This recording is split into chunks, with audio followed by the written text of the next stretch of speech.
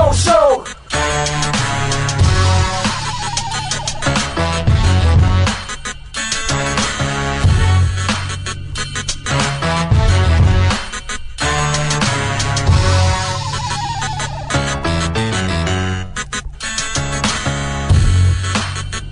This is the big O show. This is the big O show.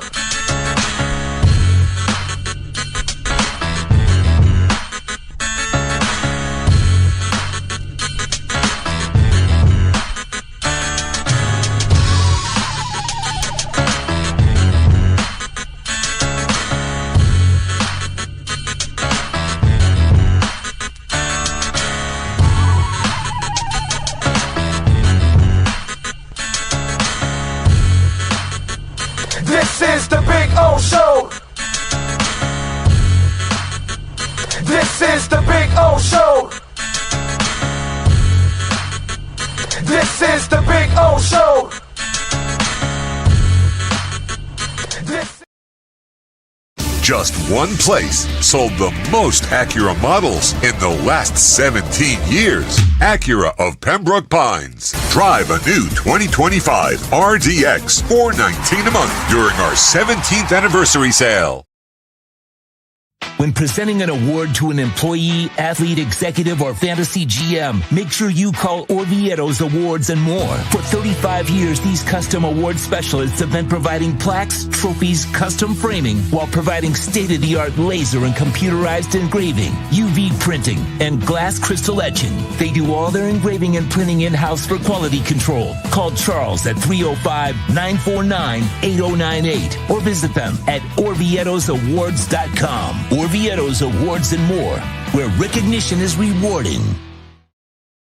For over 16 years, EJDconstruction.com has provided South Florida residents quality craftsmanship, accurate project management, and exceptional service. That's why EJDconstruction.com is an A-rated member of Angie's List and the Better Business Bureau. When you're looking for the right custom home builder for additions or home remodeling, please call my friend Eric at 305-433-4843. That's 305-433-4843 for EJDconstruction.com.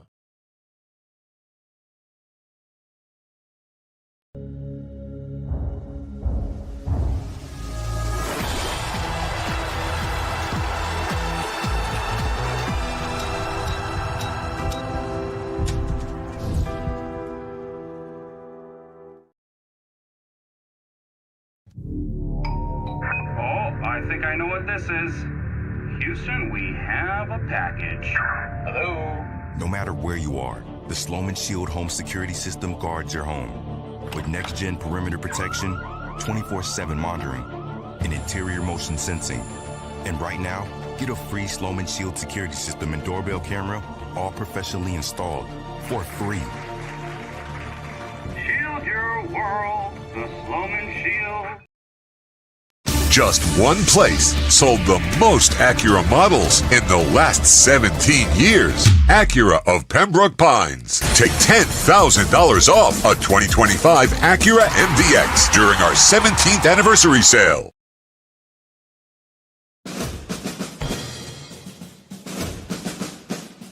It starts every morning before the sun comes up.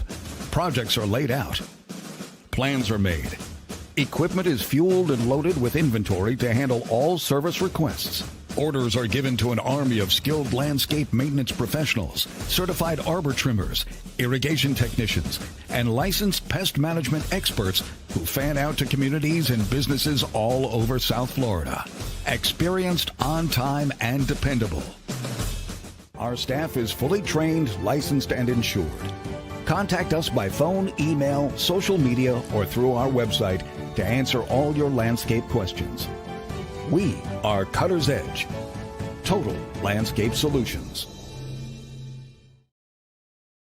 After 40 years, the Big Cheese Miami is still producing great Italian food. They started in 1984. Since then, they've been winning awards while being voted the best inexpensive Italian restaurant in Miami. Visit them for great food, amazing service. Witness the decades of Cane's memories. The walls are like a Miami Hurricanes Hall of Fame. The Big Cheese delivers anything on its menu or party platter menu to your home, office, or even a park for a picnic. Located at 8080 Southwest 67th Avenue, Miami. Call 305-662-6855. TheBigCheeseMiami.com, where they serve large portions at family prices. It's big. It's gigantic. It's the Toyota of Hollywood Super Sale. Over 2,000 Toyotas from just $17,988. Like a Corolla LE, not $24,000, $17,988. Buy with 0% financing, 0 down. Join the fun and get a super deal at Toyota of Hollywood, the #1 volume Toyota dealer on 441 between Hollywood Boulevard and Sheridan Street. Open till midnight.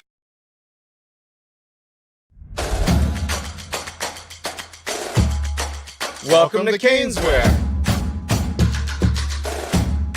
New store, new items, same great experience. Family owned and operated since 2010, Caneswear has the latest merchandise from the Miami Hurricanes, Miami Dolphins, Florida Panthers, Inter Miami CF, and more. Come visit us at our store in Davie on University Drive, just south of 595, or online at caneswear.com. Caneswear, the spot Miami fans shop.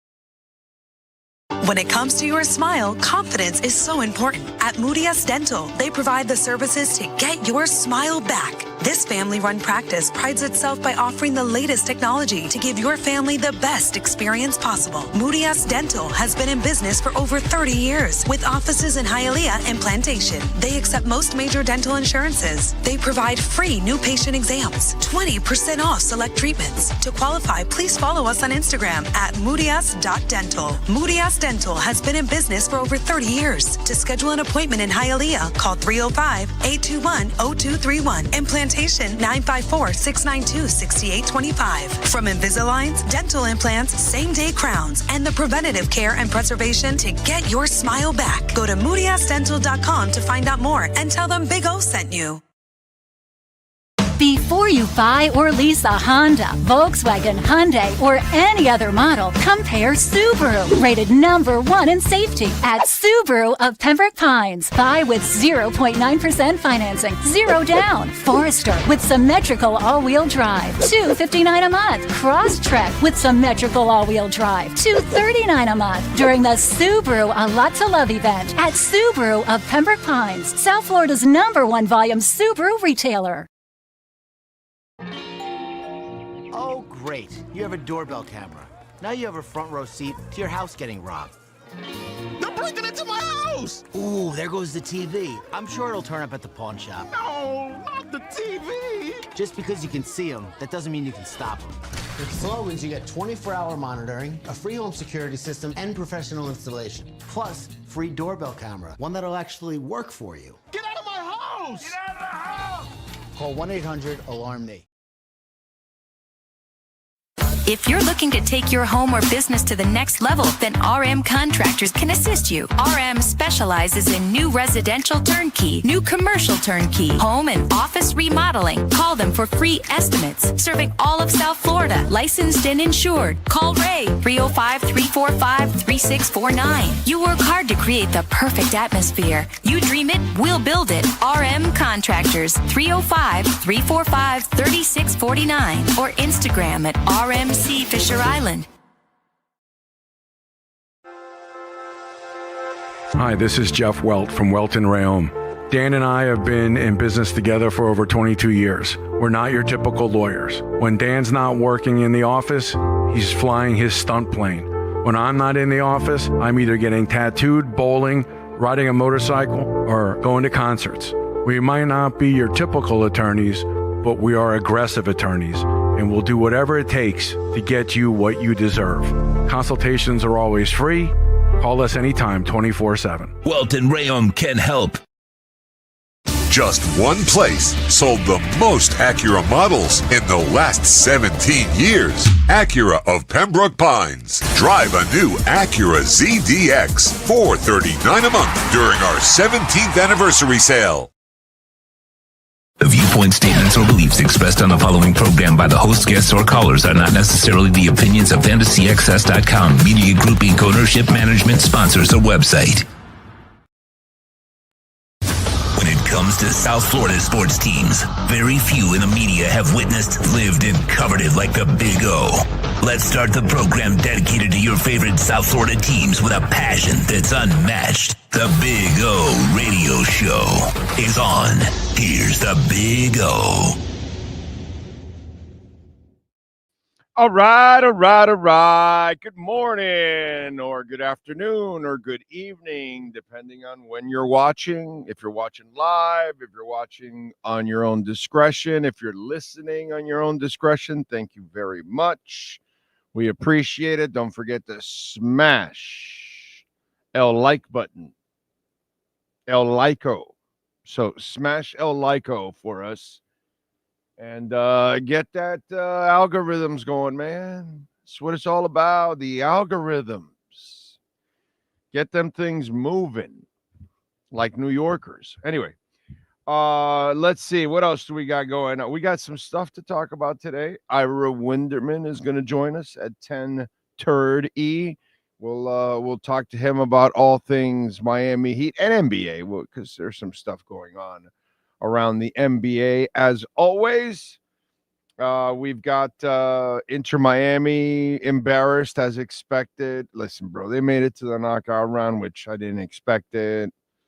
You know, the Segovia Ripper and all that. You know, they got lucky. They got one game there where they got a couple of lucky touches and they got a big win and they advanced, and that's it. It's all right. It's all good, man. You know, they got kind of like brought down a couple of pegs, you know what I mean? Dude, the Inter Miami's not good enough in the MLS.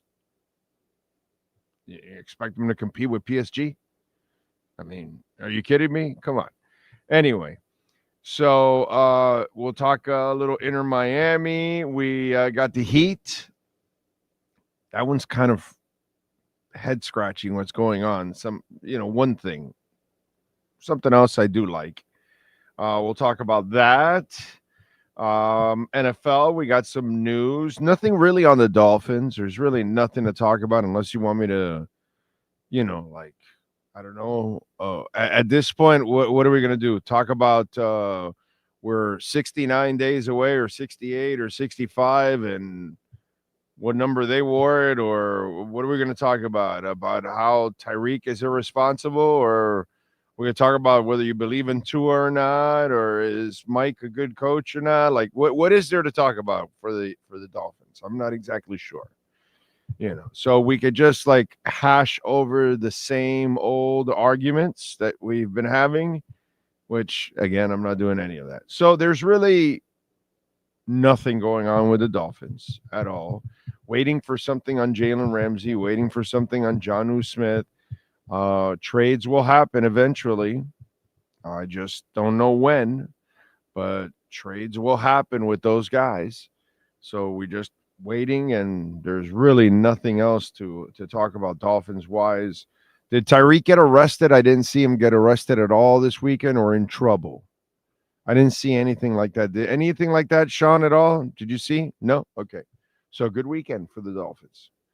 Good weekend, because if Tyreek can stay out of trouble, you still have several weekends left till he leaves. And that's just at the offseason, actually. I was going to say a couple of weeks left to the regular season, but I'm like, he opened up the regular season getting arrested. So, we're never in the clear with this clown. But it's a good weekend. That is, we'll put a bow on this right here for the Dolphins. We do have good news this weekend from the Dolphins. Tyreek did not get arrested or in trouble. That's it. That's it.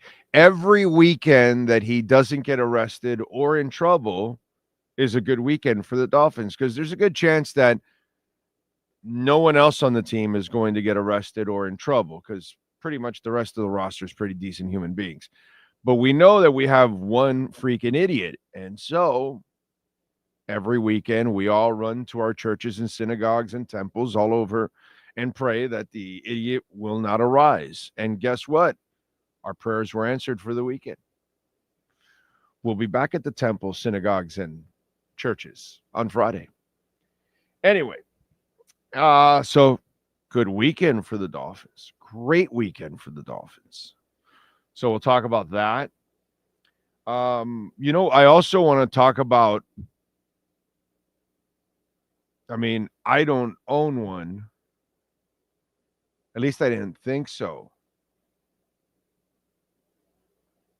Sean, you probably didn't own one, but maybe you do. You could be owning a Bitcoin, Sean. You know that, right? Just telling you. Your house, a South Florida house. If you own a house in South Florida, it could be turning to a Bitcoin. I got that answer for you. So we got a lot of things to talk about here on the show. Okay, so it's all kinds of interesting stuff. On a sad note, by the way, R.I.P. to Dwayne Lucas, the Hall of Fame trainer who won 15 Triple Crown races. He did make it to 89, so I think all of us will take 89. He unfortunately passed away over the weekend, and obviously known for the legend that he is, Dwayne Lucas. So just amazing stuff.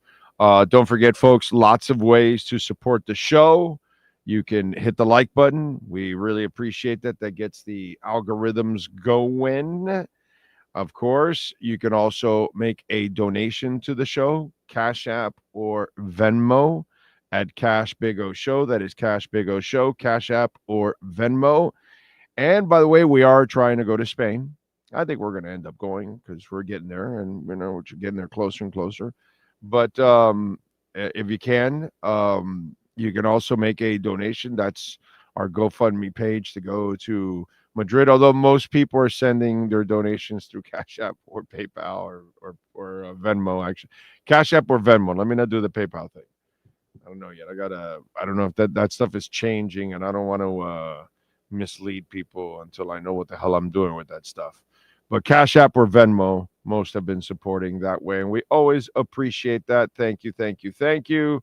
I see Ray. Thank you, sir, for the love on Venmo here on Monday morning. Says, have a blessed day. Bitcoin, Bitcoin, Bitcoin. Nice dip on Caspa.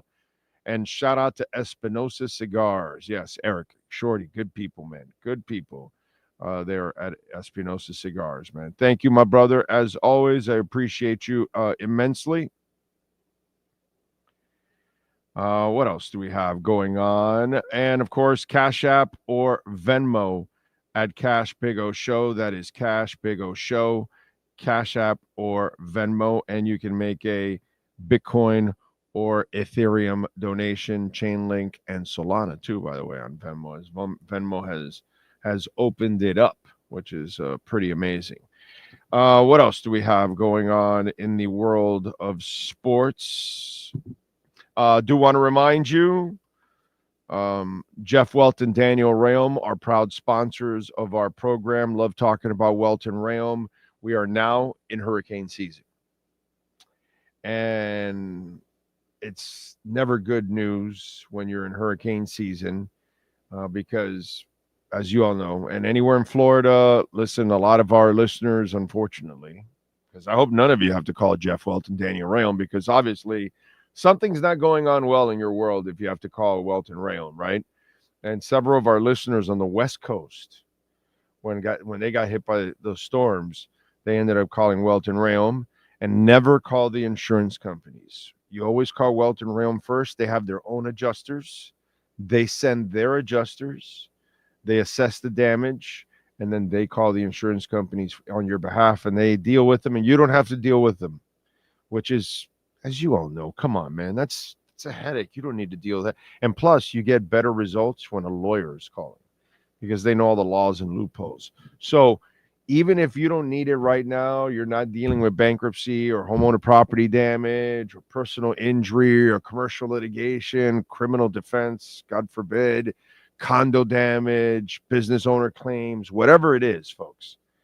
If you're not dealing with it now, but save the number because you might down the line. Or now during hurricane season, something happens. Maybe it's not a hurricane. Maybe it's a torrential downpour and it creates some kind of a leak in your roof and you're noticing brown spots. Call Welton Rayom. They will go send their adjusters. And if there's problems with that roof, they will attack the insurance company and get you that new roof. So you might be eligible for it. 954-966-4646. Save that number. And remember, if you have any of these issues, the consultation's free. 954-966-4646. All right. What do we got? NorCal is in. He's puffing and a giving. Jamie Zoria out in San Jose. He's smashing it. And the like button too. Cosa Nostra. 04. Where's your dignity and self-respect? Well, it's just, you're outclassed and outmatched. Messi used to be part of those loaded ass teams. Now he's, part of an MLS team. Jeff in Long Island. USA, Costa Rica. I saw the highlights, didn't watch the game. The fact that it went to a shootout, just kind of whatever. Great saves by the goalie in the shootout. Saw the highlights. Jay Bird is in the house. He's hydrating, ready to go. Damn right. Please support our great sponsors. Go hit Subaru of Pembroke Pines, 16100 Pines Boulevard. Get $500 off. Mention us. Good people out there. Got to support our sponsors, man. Hialeah Park, Caneswear. Remember, use our code BIG010. You will get 10% off. Yes, sir. We lost the Cobra, Dave Parker, also over the weekend. Yes, the best thrower ever in All-Star history in 79. Rest in peace, Dave Parker. We are family.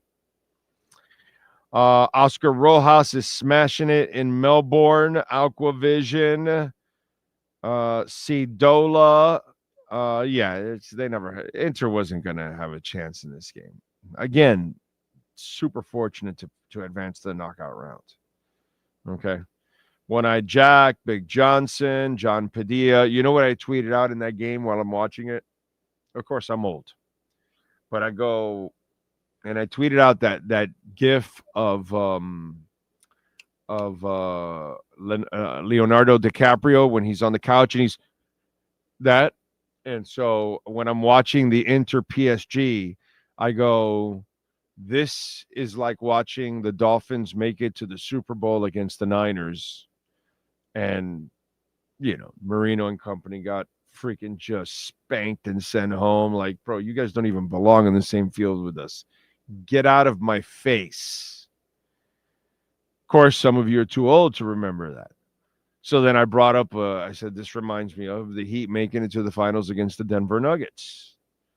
I could have gone Panthers and Avalanche. I have several. I'm a South Floridian, so I have lots of history of this. But that's what I was thinking of.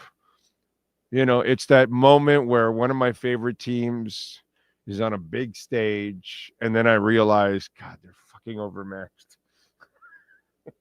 God. They're overmatched. And yeah, that's kind of what happened.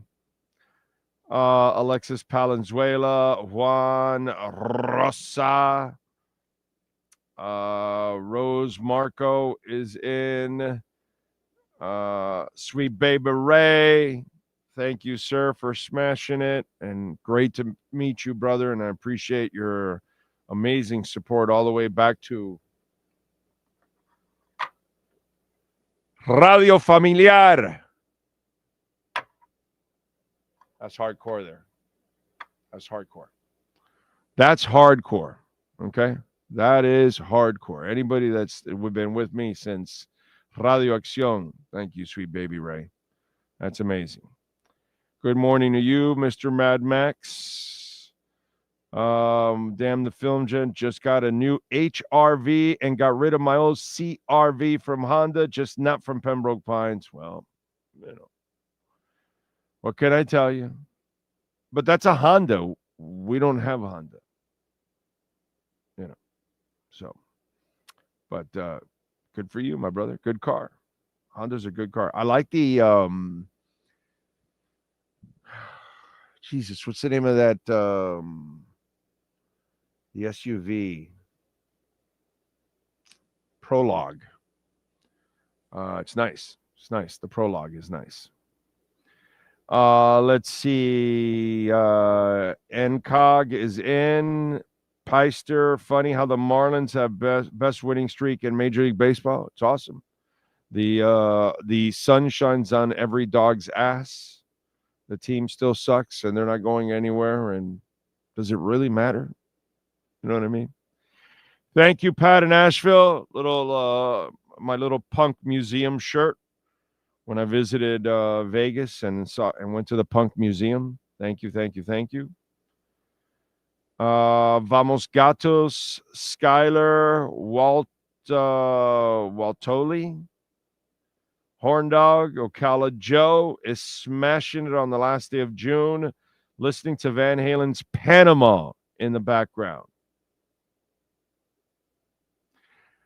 Yes, Acura is Honda, sir, but that still doesn't mean that Craig Zinn has a Honda dealership. You understand? Again, lots of you don't ever stay on the subject. You like to wander off because you got to get a comment in, but it has nothing to do with what I'm talking about. So yes, Honda and Acura have a connection, but Craig Zinn does not have a Honda dealership. Okay, so that's why I mentioned it. Okay, and I'm not. It's all good in the hood, what can I tell you? All right, what else do we have going on in the world of sports to talk about besides Inter Miami getting embarrassed? By the way, this is day number 18,753 of the Miami Dolphins not raising the Vince Lombardi trophy. Okay, so it was only yesterday that they raised the Vince Lombardi trophy, just 18,753. See, now that's a fun game you can play with your friends. You could just tell them, hey, dude, it's 18,753, and they'll have no idea what you're talking about.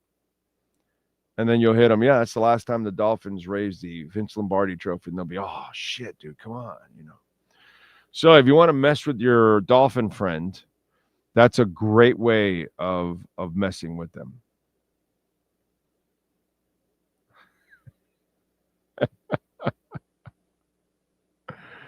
Pat in Nashville just sent me a funny picture.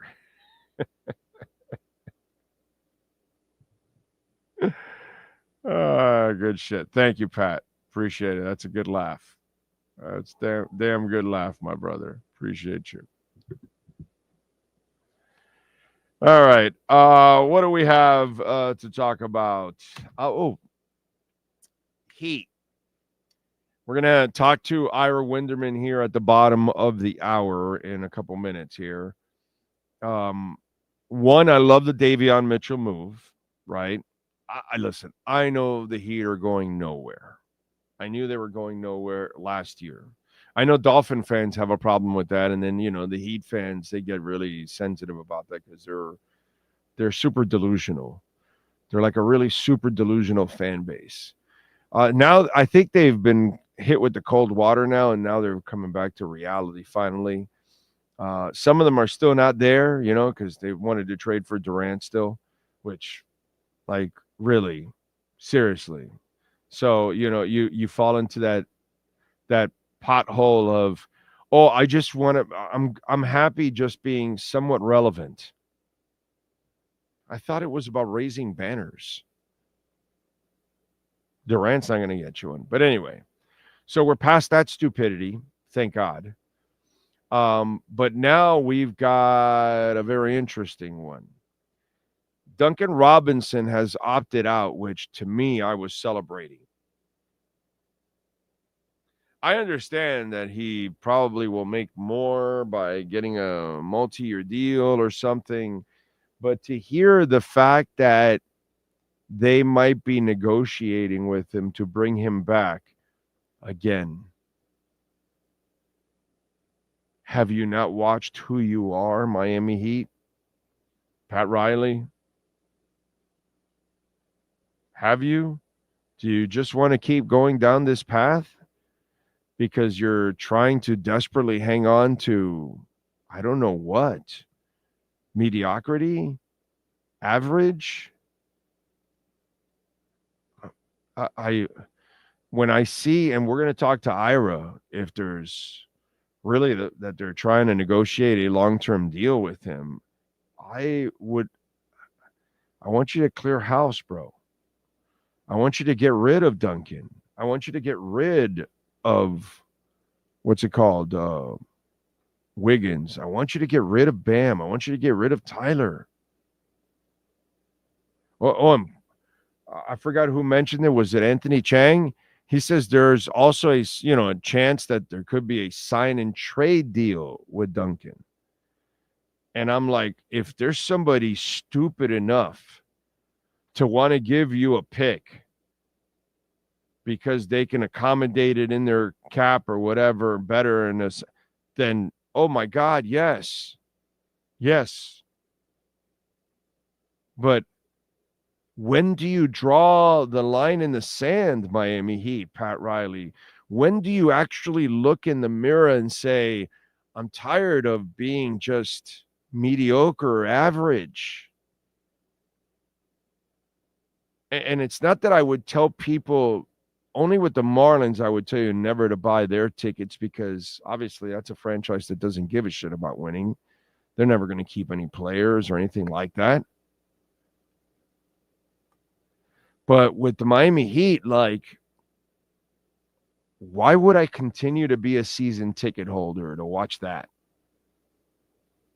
Like, what kind of a sucker are you? This is what you're going to pay for? Now, if you tell me you're tearing it down and now there's a plan, okay, great, but this isn't a plan. What I've watched the last couple of years is not a plan. It's a sinking ship that keeps building holes in it, and you're trying to plug every hole possible.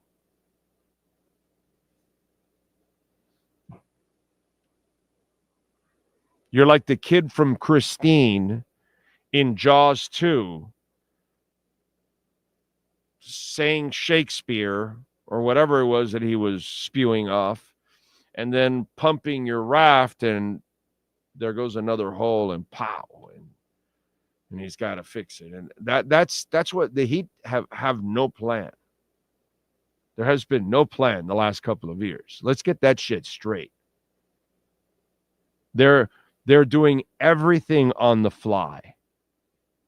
Back in 2008, there was a plan. They went and executed it, and it worked. And they've done it before. Right now, they have no plan. They haven't had a plan the last couple of years. It's acquire Jimmy Butler, and then we'll fly by the seat of our pants after that. Okay? We'll figure out if we can get another star. Well, you never got another star. No star ever wanted to come to play with Jimmy Butler, which I was told by people that people would come to play with Jimmy Butler.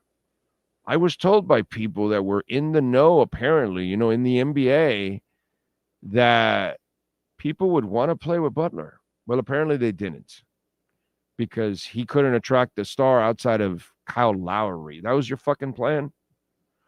The Heat have had no plan. Let's get that shit straight. None. And they're right now in the middle of no plan again. because they're stuck in the abyss and they're like doing half-ass bullshit instead of doing, bro, tear the scab off. Tear the goddamn scab off. Stop it already, bro. Go get help. You're a functioning alcoholic. Look in the mirror. Go to the goddamn AA meetings. You're a irresponsible gambler. You're 4 months behind in your rent. You haven't paid your car in 2 months. Go to Gamblers Anonymous already. Please, Miami Heat. Have the intervention already. You have no plan. That's been the most obvious thing the last couple of years. Pat Riley and company, they don't know what the hell they're doing. From one year to another, they're trying to figure it out and trying to put the lipstick on the pig, fix the hole in the dike, the leak in the boat, get the drug addict to rehab, whatever it is. There's some kind of a reclamation project. All they're doing is plastering the walls that are full of mold and mildew. They're scraping it off a little bit, and then they're just covering it up. Oh, the car's, oh, don't worry about it. We'll put some stuff there on the car to hide it, whatever. This is what the Miami Heat are doing. They have no plan. Zero plan in place the last couple of years. Think about that. I want you to really think hard. What is the plan? What is the Heat's plan the last couple of years? None. They have none, dude. They are flying by the seat of their pants. There's zero direction. Nothing. They don't know what they're doing from one year to another. At least I give you direction and tell you, bro, just tear the shit down already. You should have been tearing this down years ago, but that's all right, whatever. You missed that on your window with Jimmy.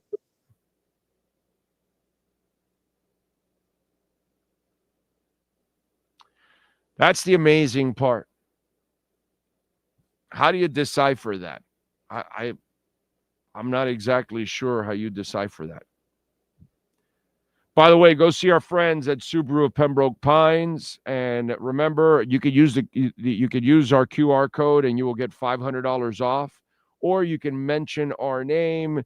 You know, we were there last Wednesday, and Eric Stampone. You can go see Eric Stampone out there, man. Thomas Umpierre. Alan is the general manager. He does great work out there. Samuel Williams. Just really, really good people, man. Brian Medina is the sales manager out there. By the way, the WRX, the purple one, automatic. There's only one in the state. You can find it there. Right now, the Crosstrek, they have got some great deals going on in the Crosstrek. They've got over 70 of them in stock right now. They are loaded right now at Subaru Pembroke Pines. They've got more Subarus than anyone out there right now. So if you're looking for a Subaru, make sure you tell them that Big O sent you. 16100 Pines Boulevard, right off of I-75 and Pembroke Pines. All right. Don't forget, David Furones tomorrow. We'll talk a little Dolphins with him. We'll get the latest on what's going on there. Manny Navarro will join us later on in the week. We will now talk a little basketball, a little Miami Heat, a little NBA with the one and only Ira Winderman in our Acura of Pembroke Pines Miami Heat and NBA report. Heat fans, time for the best insight of your favorite team with insider Ira Winderman, exclusively on the Big O Radio Show. It's the Acura of Pembroke Pines Miami Heat and NBA report. Here's Ira Winderman.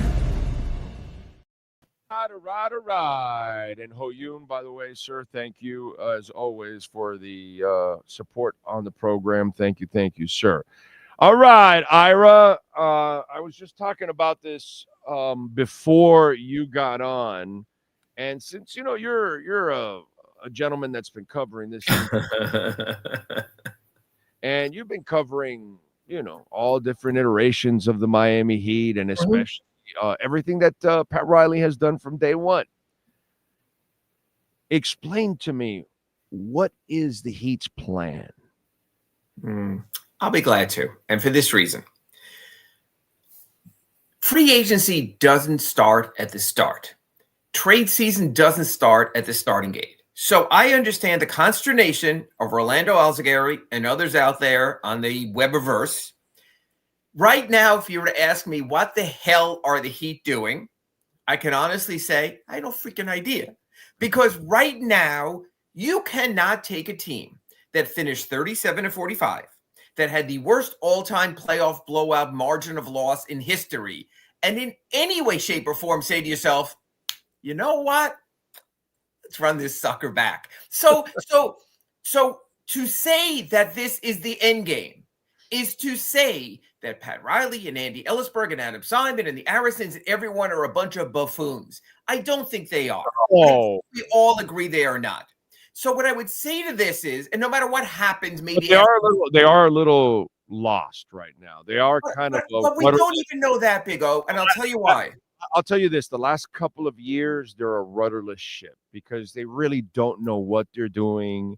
Once they acquired Butler, they couldn't finish the project. They couldn't find the other star. The Lowry thing was a complete mess. But they tried, and the Lowry thing was good for 2 years and not 3. But they tried, but it was half-assed because you didn't really have a real plan in place. Unlike, let's say, 2008, when you had a real plan in place. Okay, we're going to, open up the cap space, then we're going to plan for 2010 and go balls out there. And you had a plan in place and you set yourself up. The last couple of years, you're just kind of trying to put lipstick on a pig. But there was also an ongoing here, a little. It's just little repairs there. Just say let's plug the dike here. Oh, another hole there. There's no plan. There's no real direction the last couple of years. You really don't know what to do. You don't know the end game until the end game. So what again I'm saying if there is a trade and you and I are here in our accurate Pembroke Pines report next week, a week from there, in one of our instant have to do a show right now, which I hope we do because it'll mean something happens. You have to wait to see how this plays out.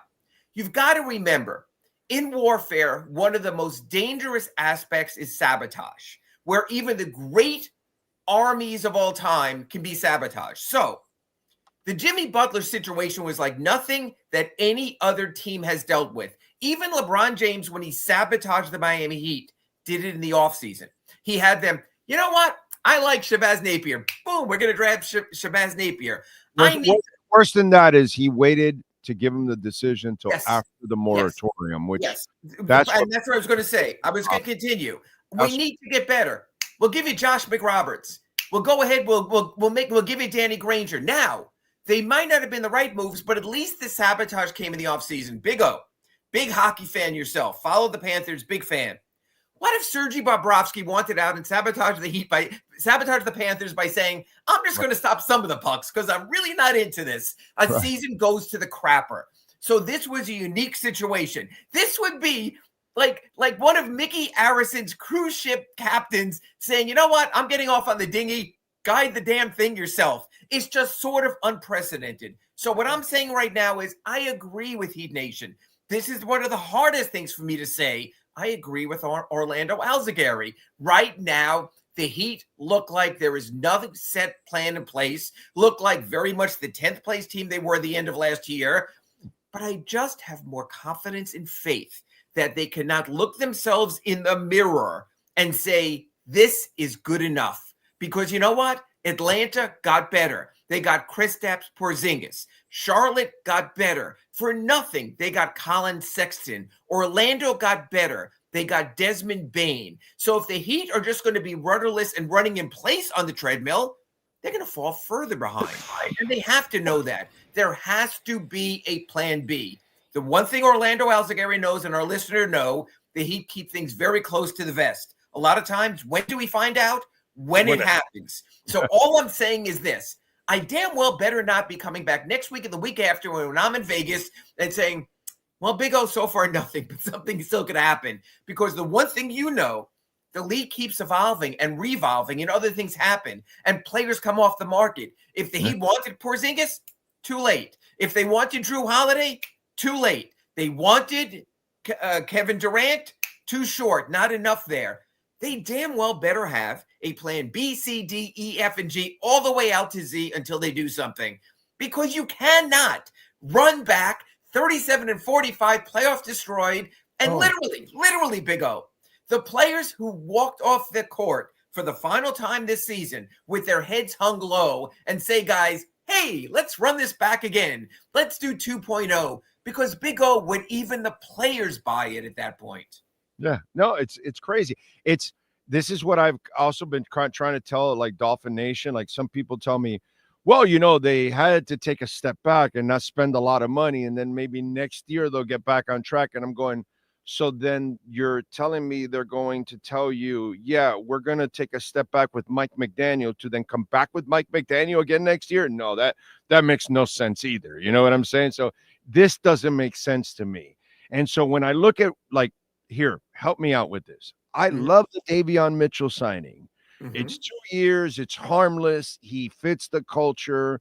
It's what you need. You need to have these kind of players in your system to at least, kind of set the example and the tempo of how you're going to be and what kind of an identity you have. So I understand that. But then I see when Duncan opts out, dude, I'm popping bottles. I'm sure, yeah. But then I'm hearing, oh, no, but we might negotiate to bring him back on a multi. I'm like, no. This is all a failure. I don't want to see any of these people anymore. Get away from Duncan. Get away from Wiggins. I'd get away from Bam and Tyler, too. I'd get as many picks and try to, turn this thing around the other way. And because to me, that's a plan. That's exciting. That gives me hope. This gives me no hope because I know what you are already. You know what I'm saying? So I know what Duncan is. I don't want Duncan back. Now, Chang put out there, I don't know if it's true or not. Maybe there's a chance also that some team would want Duncan, so they accommodate in a sign and trade. Also, and what that does is it gets you fully off his money, maybe an asset, maybe not. He goes away. Look, so what happens? What is the real deal with Duncan? Because the real deal with Duncan is he had a $20 million contract that was only guaranteed $10 million. No human being walks away from $10 million without knowing he's recouping it in some form. So what the Heat did is they sat down with Joel Glushan, his agent, and Duncan and said, look, you will recoup this money, be it with us or elsewhere. Here's the deal. The Heat already had $10 million invested in Duncan. They had to pay that no matter what happened, whether they waived him, unless they could get a trade for him at his money, which was not going to happen. So even if you were to bring him back at minor minimum salaries the next 3 years, it still would be less than that 5-year, $70 million contract. What this shows is the Heat in the moment are still willing to work creatively to get better. Big O, that's all I ask. Continue to be the creative team you were, like when you got Jimmy Butler in the void of cap space, when you were able to support the big three in the void of cap space. Andy Ellisberg is still wonderfully creative. Adam Simon is still a wonderful scout when it comes to young prospects. But where I disagree with you and some others in the blow it up thing is, even if you're remodeling and redoing or flipping your house, you have to have a foundation. You still have to have your foundational pieces. You want to get rid of Bam and Tyler? I prefer, if you have to, just one of them.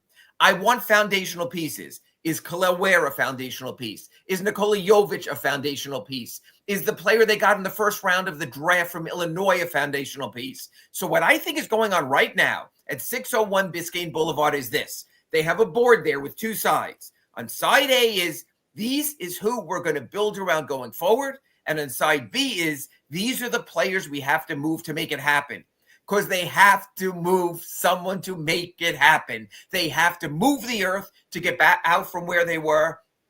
Because not only were they bad last year, they were largely unwatchable. Ooh, are the Heat going to win 98-96 tonight? Can't wait to see that. So they have to create a little bit more buzz. And if they are not in there right now trying to create buzz, then I think they're failing their constituency. Okay. All right. But see, that's where I differ. Okay. Because I think buzz for me is a complete reset. Bringing back Bam or Tyler. See, you say they're foundational pieces. I've already found out who they are. I don't want any of these pieces to be my foundation. Now, as for all the youngins, I don't know enough about them. They don't cost anything anyway.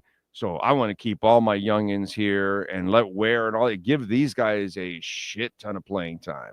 Let them learn the hard way in this league and let them go and we'll find out who they are. But I think you're better. You keep hanging on to all of this. You hung on to Butler too long. You couldn't get off of him when you could have gotten a whole bunch of picks. And it ain't hindsight on this show.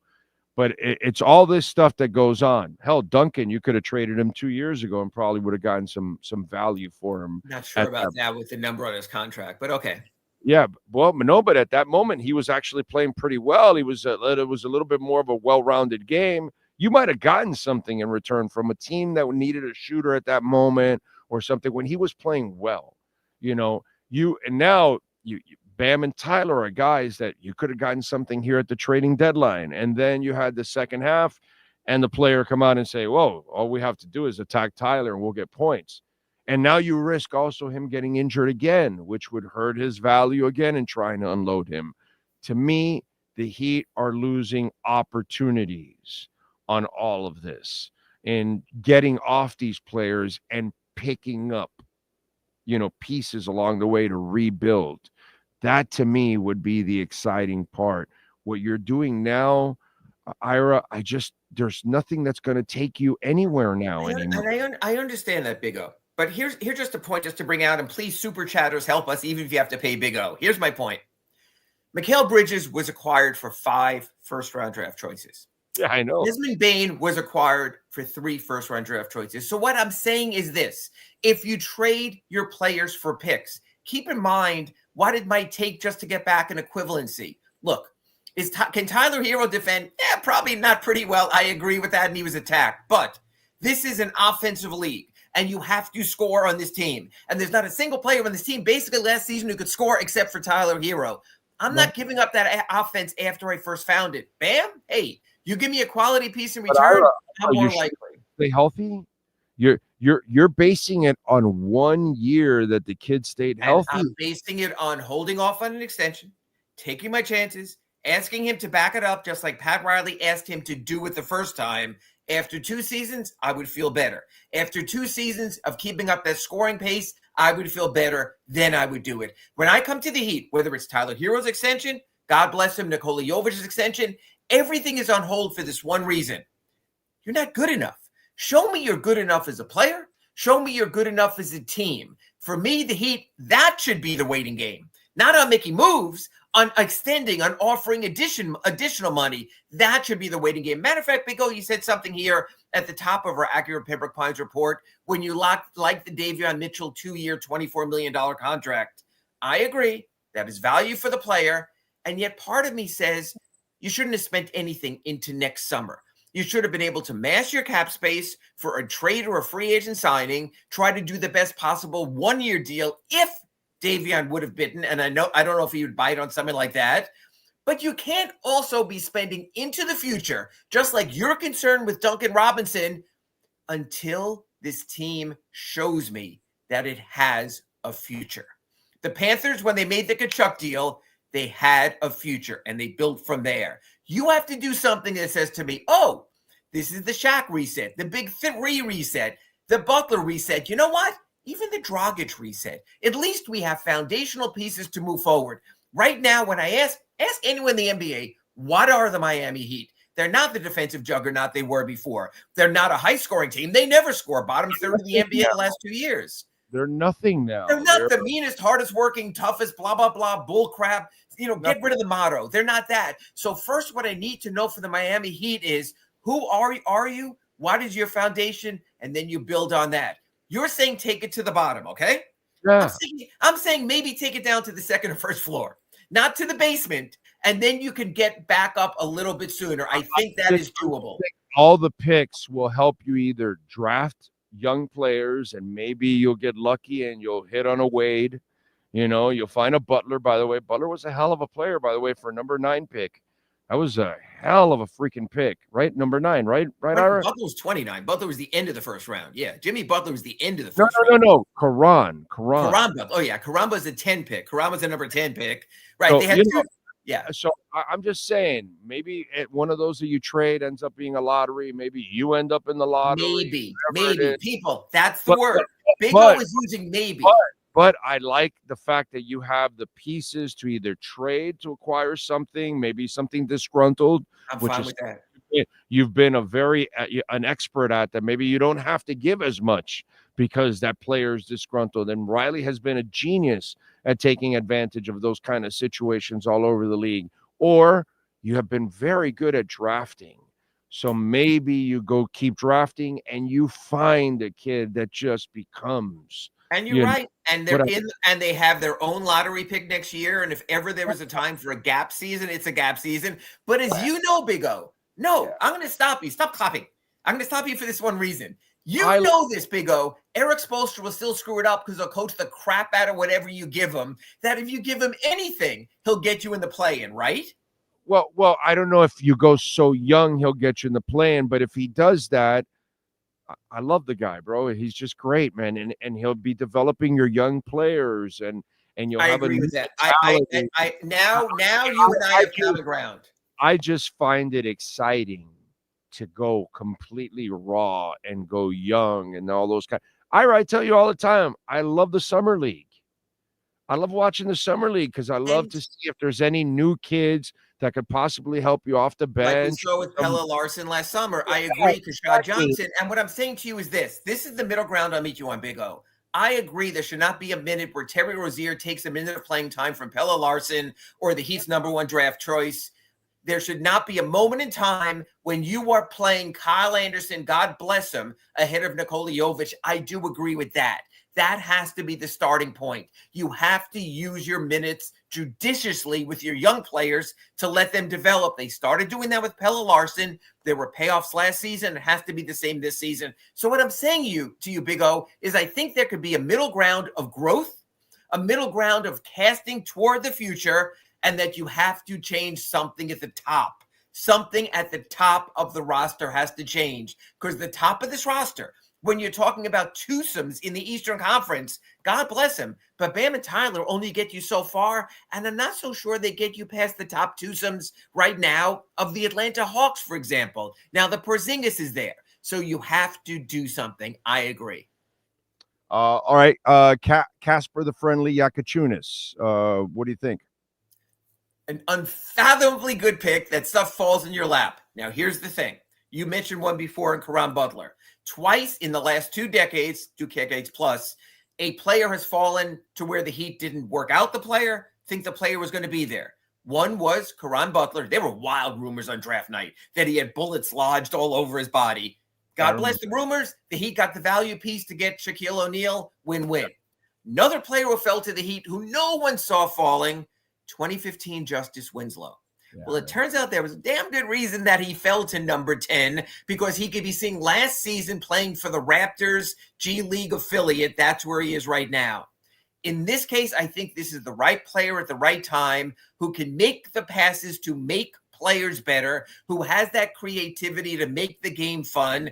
I think this was, thankfully, they didn't find themselves wed to a player where they said, hey, you know what? Nick Crawford does a lot of things really well out of Colorado State, but nothing great because this kid does things great with the way he moves the ball. This looks like a home run, but let's also wait because you've seen this. You've seen this with your Dolphins where they draft someone who's supposed to be something and he's out of the league or on another team in a couple of years. But right now, you can't complain about this pick. No way, no how. Yeah, no, I listen, I don't know, but I'm excited about the kid. And I'm just thinking, that's why I'm the guy that's thinking, just get me Ware and Larson and Yakachunas and Jovic and all these young cats out running. Maybe even Jaquez again. Maybe Jaquez. Yeah. Let's watch them grow and succeed, fail, and deal with and see what grows out of all of this. You know what I'm saying? No issue with that. I love the point you brought up. I don't want to see a Wiggins playing who's in a progress stopper for all these young guys. And not as much him, but the way Spo went with Kyle Anderson over Jovic and desperate to get a win, the way they kept trying with Terry Rozier to get something out of it when they just couldn't get anything out of it. I think they've moved on from that. It'll require patience that maybe Spoelstra hasn't shown before, but he has the long-term security of knowing he can rebuild it and be here when it is rebuilt. This is not Thibodeau taking his team to the mountaintop and all of a sudden getting crushed by the boulder. This is a team that is giving the coach the patience to say, hey, you might lose a few more games when you close with Jaquez and Jovic and Larson, but don't worry, you're going to be here regardless. That's the difference. All right, let's do a lightning round, 3 quick ones. Jonathan Kuminga, I don't think he's the answer. I'm not sold at all. And if you give up anything appreciable, and also beyond that, let's say you give up nothing. I'm not so sure I want him clogging my books for the other 3 or 4 years at $30 million, especially if you're taking care of Tyler and Bam. I agree. I want nothing with Kuminga. He's a decent player, but he's a guy. He's a guy. He's a Wiggins. Somebody's going to overpay badly for him. Okay, Riley did it to Spo years ago with Whiteside. Okay. He's not going to do it again with DeAndre Ayton, right? Since he's out there now, right? I can't see it. As a matter of fact, I even wrote today in one of my Ask Iris, when you look at the Heat power rotation and what they have now with Bam and with Kalel and with Jovic and still with you have Kevin Love under contract. And who knows, Vlad Golden as a backup center and a huge, massive Zach Edey type body. No, the Heat are set in their power rotation. You don't need that. You don't need any more dog on the team. Big. That's how I'll go big with Golden, a pick that's not going to hurt me, all that. This is going to. No, you don't need any more dog in this team. This team showed too much dog in the bad way of dog last year. I agree. Okay, finally, Malik Beasley. These kids have got to understand what the hell is going on. Everything. We have a digital imprint wherever we go. What's going on with this and maybe sometimes even like Terry, it could be as benign as perhaps a text back to someone, got you covered, brother, just to be friendly. And all of a sudden, we know if the feds want to get you, the feds are going to get you. You got to be careful. That's up to the agents also. That's hopefully they have a support system with the family. I do wonder, does this Beasley thing take us back to Terry Rozier? And this is an awful thing that I know you've seen, Big O, on social media. And does Terry Rozier's contract get wiped off the books because all of a sudden the little investigation becomes a big investigation? So this not only pertains to Malik Beasley and the Detroit Pistons, there might be a Miami Heat angle here also. By the way, did you see the sleuths, how they've gone and I know they have. And there was a game against the Knicks where the series ended. And if you bet the Knicks in the series or the game, the ball goes off Malik Beasley's hand when he could have shot the time 3. And there was another game where he goes crazy scoring at the end of a game against Minnesota to cover the spread. But you know what? That's 2 instances taken out of 400 games he played. Big O, I am sure you can give me any player, and I can show you mistakes or extra plays he made that question the line with, look, Scott Van Pelt every night does his bad beats at the end of his Sports Center. There are bad beats every night in sports. I think that sleuthing is trying to sort of make your truth fit the moment. I wouldn't overstate that. I know, but it's just kind of funny. But it's serious. Okay. It's kind of funny how they started tracking all that stuff and going, hey, this is, because really, he didn't need to score all those points. The game was kind of done at that moment, and it was just kind of get within the 8.5 of the spread, which is kind of Big O, it's like every week when people bet on the over/under on the Winderman segment, where at 24 you have 26, and all of a sudden there's extra questions about soccer. So you never know. Yeah. By the way, you want to break down that game last night? Anyway. Come on, we saw first of all 2 things. We saw the Inter Miami game coming from when they botched the end of that game in their previous game and could have had a much easier and winnable draw in the round of 16. So shame on them for quitting at the end of their previous game. And then last night, watching the Gold Cup with Team USA, Big O, are they going to be ready for the World Cup in a year? I know Pulisic didn't play. I know they're playing around with different goaltenders, but my God, having to go to PKs with Costa Rica, the number 47 team in the world, there's a lot of soccer issues at play right now.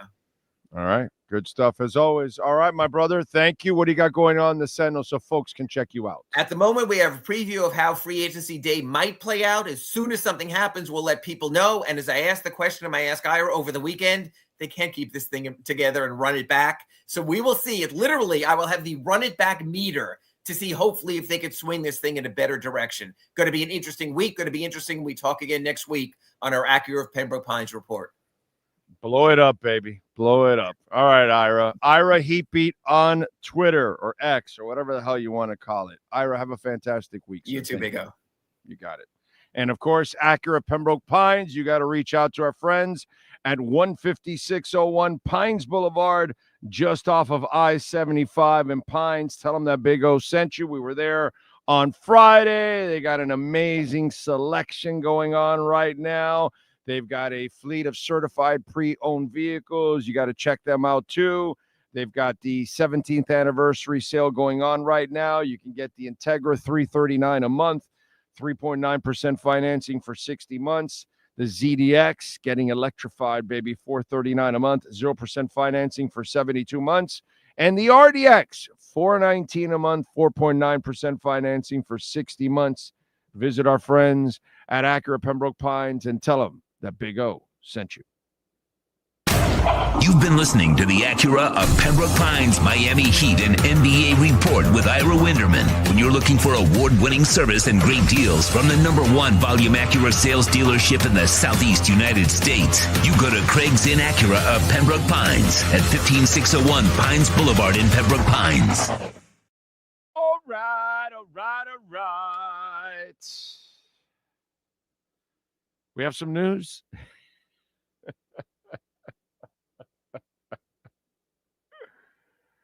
Holy shit. You know, it's funny how a lot of you want Chris Greer fired. And, hey, I'll admit, he's not perfect. You know, mistakes are made, and he's made a few, and I'll point them out too. But I never say he should be fired, right? I don't think we've had a GM that can get us talent. He can get us talent. Does he have to fix the coaching shit? Yeah. Because Mike McDaniel ain't the answer. And I don't know if he's that. I don't even know if that's his guy, to be quite honest. As you all know, I'm not even convinced that was his guy. Today, apparently, he just pulled a move. I've been in the middle of an interview while this thing broke. But from what I understand, they traded Ramsey, and in return, they got Minkah Fitzpatrick back. Is that how it goes? Because I've been in the middle of this whole interview. I know you're telling me, hey, and I see all of you guys there, but I'm doing a basketball interview, so I have to, you know, the word we love to use on this show? At that moment, I must compartmentalize. And I have to stay focused, and I have to stay talking heat, because that's what that segment is. So then when it's put together and he posts it, you know, somebody's getting their basketball fix. They'll get their football fix with us here, like always, when it happens. All right, Sean, can you fill me in? Because obviously in this whole thing, and Ramsey, from what I understand, is getting $1.5 million raise, so he'll make $26.6 million this year. But what did the Dolphins give up? Right now, it looks like it was just player for player. From what Adam Schefter is reporting, it was player for player. Jalen Ramsey for Minkah Fitzpatrick. When it was first announced, it looked like everybody was kind of trying to figure out what they gave up or what they were getting in return. So we got the Dolphins were getting compensation dropping, but then Minkah popped in and they said he's player for player. So we get the younger, better player for less money? It appears we get the better, younger, and cheaper player. Yes. It's still coming through, so maybe something changes, but right now there is a reunion. Minkah is headed to Miami, sources tell me, and Tom Pelissero The Dolphins and Steelers have finalized a blockbuster move. Jalen Ramsey, and his salary goes to 26.6. This is, bro, the Steelers, if this is just a move, okay, I'm going to be completely objective here. If this is just a move, the Steelers are becoming a bigger fucking joke than I've ever realized. Like what they're doing to Mike Tomlin is, I don't care at this moment because I'm not a Steeler fan, but if that's the move, like Chris Greer bamboozled them completely, bro. Like bamboozled. He didn't give up any picks or anything here. Like, wow. That's a hell of a move. There's got to be more to this, Sean. Yes? I don't know if this is the more that you're talking about, but Adam Schefter just sent out Steelers Dolphins trade part 2. Oh, Dolphins okay. are trading tight end Jonnu Smith to the Steelers for a late round pick swap. Per ESPN sources, Smith will get a 1-year contract extension for $12 million, confirmed by Drew Rosenhaus and Robert Bailey. Oh, so that's the compensation that they don't get much for Jonnu in return. Okay. Maybe that's the part of the Yeah. That's probably it. That's probably it, because you're not willing to pay him $12 million next year. Because remember, this is a year extension. So you don't want to pay him going into 31, $12 million, but the Steelers are going to pay him $12 million a year from now when what the hell is that? What was that? I don't know. It might have been me. Yeah, of course it was you.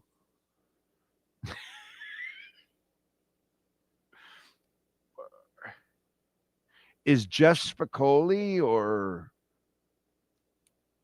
Wiz Khalifa running the front office for the Steelers? So then they trade Jonnu Smith for some late pick, a 6th, 7th rounder, and they're going to give him $12 million the year he's not there with Aaron Rodgers.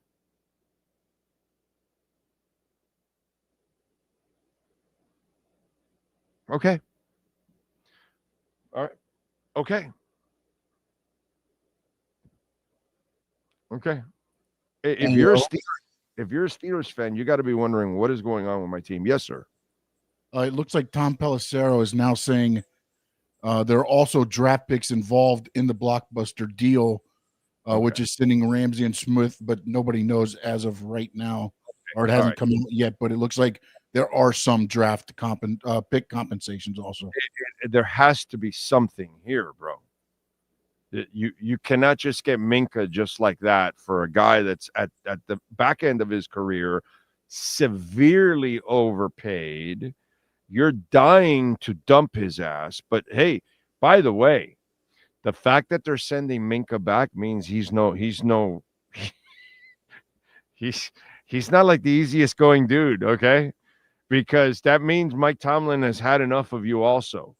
And that also means you might be moving Jalen Ramsey to safety. I don't know. But I'm just saying, so I hope things go well with Minka coming back. I mean, his defensive coordinator will be his head coach. Adam Schefter just sent out all in all. So I'm guessing. Yeah, I see it. Late round pick, Minka, late round pick, Jalen Ramsey, Jonnu Smith to the Steelers. So we get Minka and a late round pick, and they get Jonnu Smith and Jalen Ramsey. Okay. That's actually a really good trade. So what happened to Los Angeles? I thought Jalen Ramsey was going to Los Angeles because he was playing basketball over there. You can't go by any of that. So the Steelers get bamboozled by Chris Greer badly. I mean, listen, the Jonnu Smith stuff, you can't do anything about that because that's all, that was, I got to be honest here. I blame Drew Rosenhaus more than anything else because he negotiated a terrible deal and his client was facing 30 with no future. And so now he got his client $12 million extra for next year at age 31. And the Dolphins didn't want to pay for a guy to give him an extension when they don't know who's going to be the offensive coordinator next year. They won't tell you that, but I'll tell you that. You know what I mean? Because come on, bro. I see what's going on. I'm not stupid. Yes, sir. All right, so here we go. This is from Tom Pelissero. Full trade terms per me and Rap Sheet. Okay. Dolphins have agreed to trade cornerback Jalen Ramsey and tight end Jonnu Smith in a 2027 7th-round pick to Pittsburgh in exchange for safety Minkah Fitzpatrick and a 2027 5th-round pick.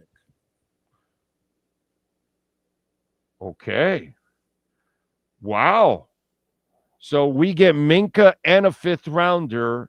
They get Ramsey, Jonnu, and a 2027 7th-rounder.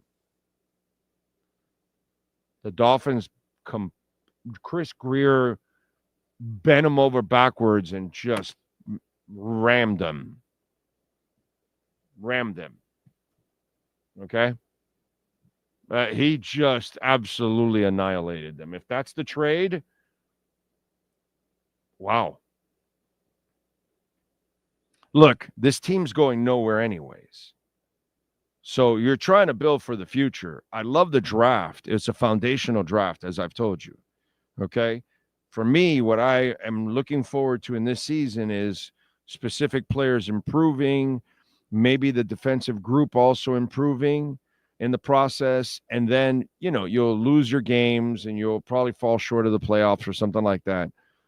And then what you'll do is you'll fire this clown sometime during the year, and then Weaver comes in, and to me, that's where I start to get really excited about the future, and I start to kind of turn the corner.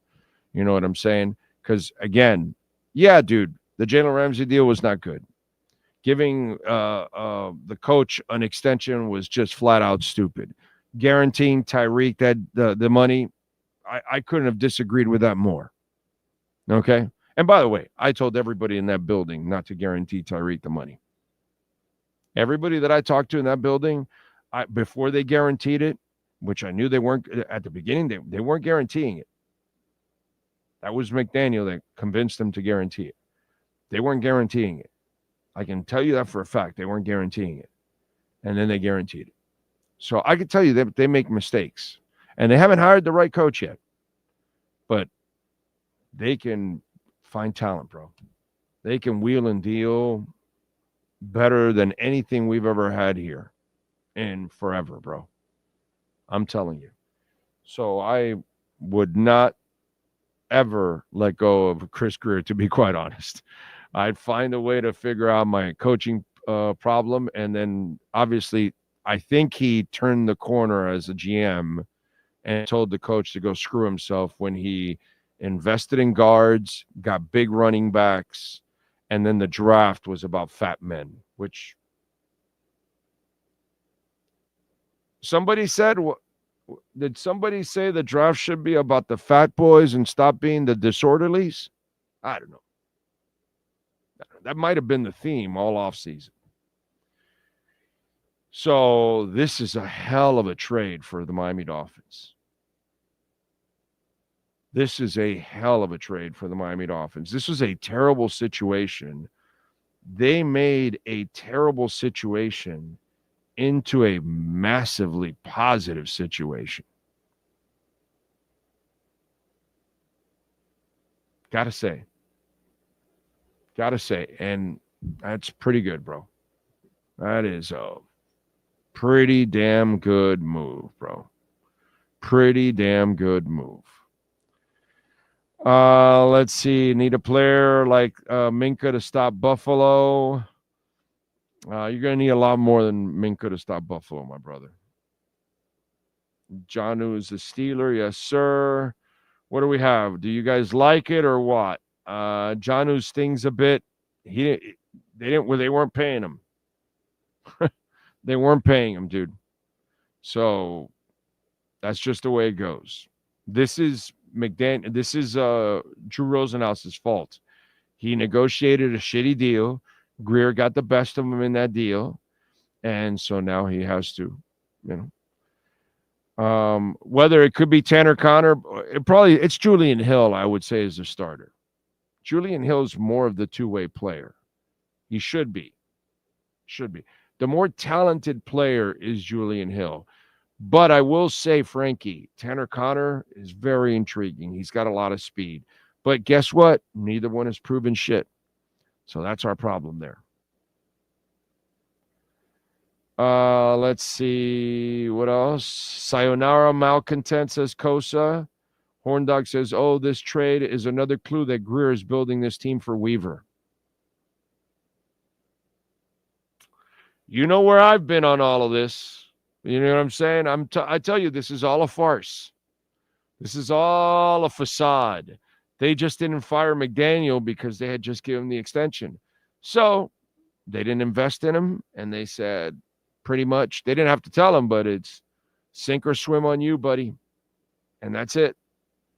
And if he doesn't show incredible coaching, he will be dumped, and Weaver will be the guy. They know they will not find a better candidate than Weaver. So they're gonna grab Weaver during the season. And that's what's going to happen. And that's why they built the draft, and everything was more to cater to Weaver. Okay? So, yes, Horn Dog, that's my story, and I'm sticking to it. Let's see. The rebuild has been already in the process, my brother. Big O, who's paying Ramsey's salary? The Steelers, dude. This isn't like the Steelers are paying it. That's what it says in that trade. You assume his salary. We assume Minka's salary. You assume Janu's salary. You're giving us a fifth. We're giving you a seventh. That's it. That's the trade. That's it. You're not picking up anything. That's not what they said. This is the whole trade. Yes, sir. Per Barry Jackson, he's saying Fitzpatrick is signed through 2026. No guaranteed money after this year. So he's got to come out and play so he could get that extension. Big O, I think Greer's staying next year no matter what. That's what I think too, bro. If you haven't been listening to the show, that's what I've been telling you. That Greer survives. I know you guys don't want that. Some of you. But you all know I don't have a problem with Greer. So it is what it is. I'll admit some things haven't gone well, but overall, I'm telling you, man. Let's see. Good deal. We get tougher on defense. Ray Varnicus reminds us that Julian Hill sucks. You can't argue with Ray. He's right. Until Julian Hill does something, both he and Tanner Connor suck. He's right. The Mafia Man is checking in. They may have no fired McDaniel. But they certainly diminished his lame duck coach. Okay. They may not have fired McDaniel, but they diminished him. Yeah.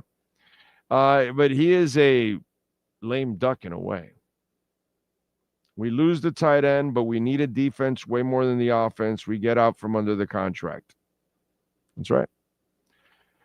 How much does Fitzpatrick back in the secondary help the corners? Oh, it helps a lot. It helps. Now, the corners, if the corners aren't good, Minka cannot make up for all of that, okay? So don't put that all on Minka. The corner is going to have to perform. It's going to be a rough year on the outsides. They don't have corners. So Julian Hill has the most costly penalties in the league last year. You know, he's just as dumb as bricks out there on the field sometimes. I know. That weird sound you heard was a ghost telling us to blow up this Heat team using his fart powers. Okay. Was the true Fin fans fart powers? Because those are really the only fart powers that matter. Let's see. Wow, I can't believe Minka agreed to come back. Who says he agreed? He got traded, dude. He doesn't have a say in that. Big O, this opens up cap space for us to continue to fill out the roster with better. There's nothing out there, bro. There's nothing to fill out or anything. The stuff that's out there is, has-beens and never bees, So it's really not going to get us anywhere, my brother. But, got to say, hell of a move. That is a beautiful move by the Miami Dolphins. They unloaded Ramsey's salary and malcontent. They unfortunately had to get rid of Jonnu. They were going to get rid of him anyways because they weren't going to pay him since McDaniel is not coming back next year. You don't know who the offensive coordinator is, and you're not going to stick him with somebody that may not fit what they do. So Julian and Tanner don't cost you anything, and you can get out of them easily the next year if they don't work out. If they work out, then maybe they fit what you do in the future. If they don't, you move on and go get somebody. That's it. So to me, wow. Great job by Chris Greer. Great job. He absolutely bamboozled them. Damn. Wow. All right. Maybe we can win that game against the Washington Commanders. It's the one road game I'm going to, so better win. All right, let's get to our 3A graphics. Sports calendar. The amazing Alan Blanco, 786-618-1443 for custom printing and embroidery. If your company, corporation, school needs it, tell them that Big O sent you. And we start off with the big news. The Miami Dolphins have finally traded malcontent, Jalen Ramsey, and tight end Jonnu Smith, and a 2027 7th-round pick to the Pittsburgh Steelers for Minka Fitzpatrick. The Dolphins' former first-round pick has been traded back to Miami. He's under contract through the 2026 season. The Dolphins also receive a 2027 5th-round pick in this deal. Talk about bamboozling the Pittsburgh Steelers. That is one stupid franchise. All right, PSG, they insult, embarrass, and bitch slap Inter Miami yesterday 4-0 and eliminate them in the knockout round of the Club World Cup. The Miami Heat, they re-signed Davion Mitchell to a 2-year, $24 million deal. Duncan Robinson opts out of his final year of his contract. He is now open to a multi-year deal with the Heat, another team, or maybe even a sign and trade. We'll see what happens. The NFL has informed teams that there will not be a supplemental draft once again this season. There hasn't been a supplemental draft since 2019. The supplemental draft started in 1977. Since then, 46 players have been selected since its inception. But this year, none will be selected for the 6th year in a row. In soccer, Greenville Triumph SC. They defeat Miami FC 2-0. Saturday, they will take on Tulsa at Pitbull Stadium at 7 o'clock. And the Panthers, they re-signed Sam Bennett to an 8-year, $64 million deal. That is your 3A Graphics sports calendar.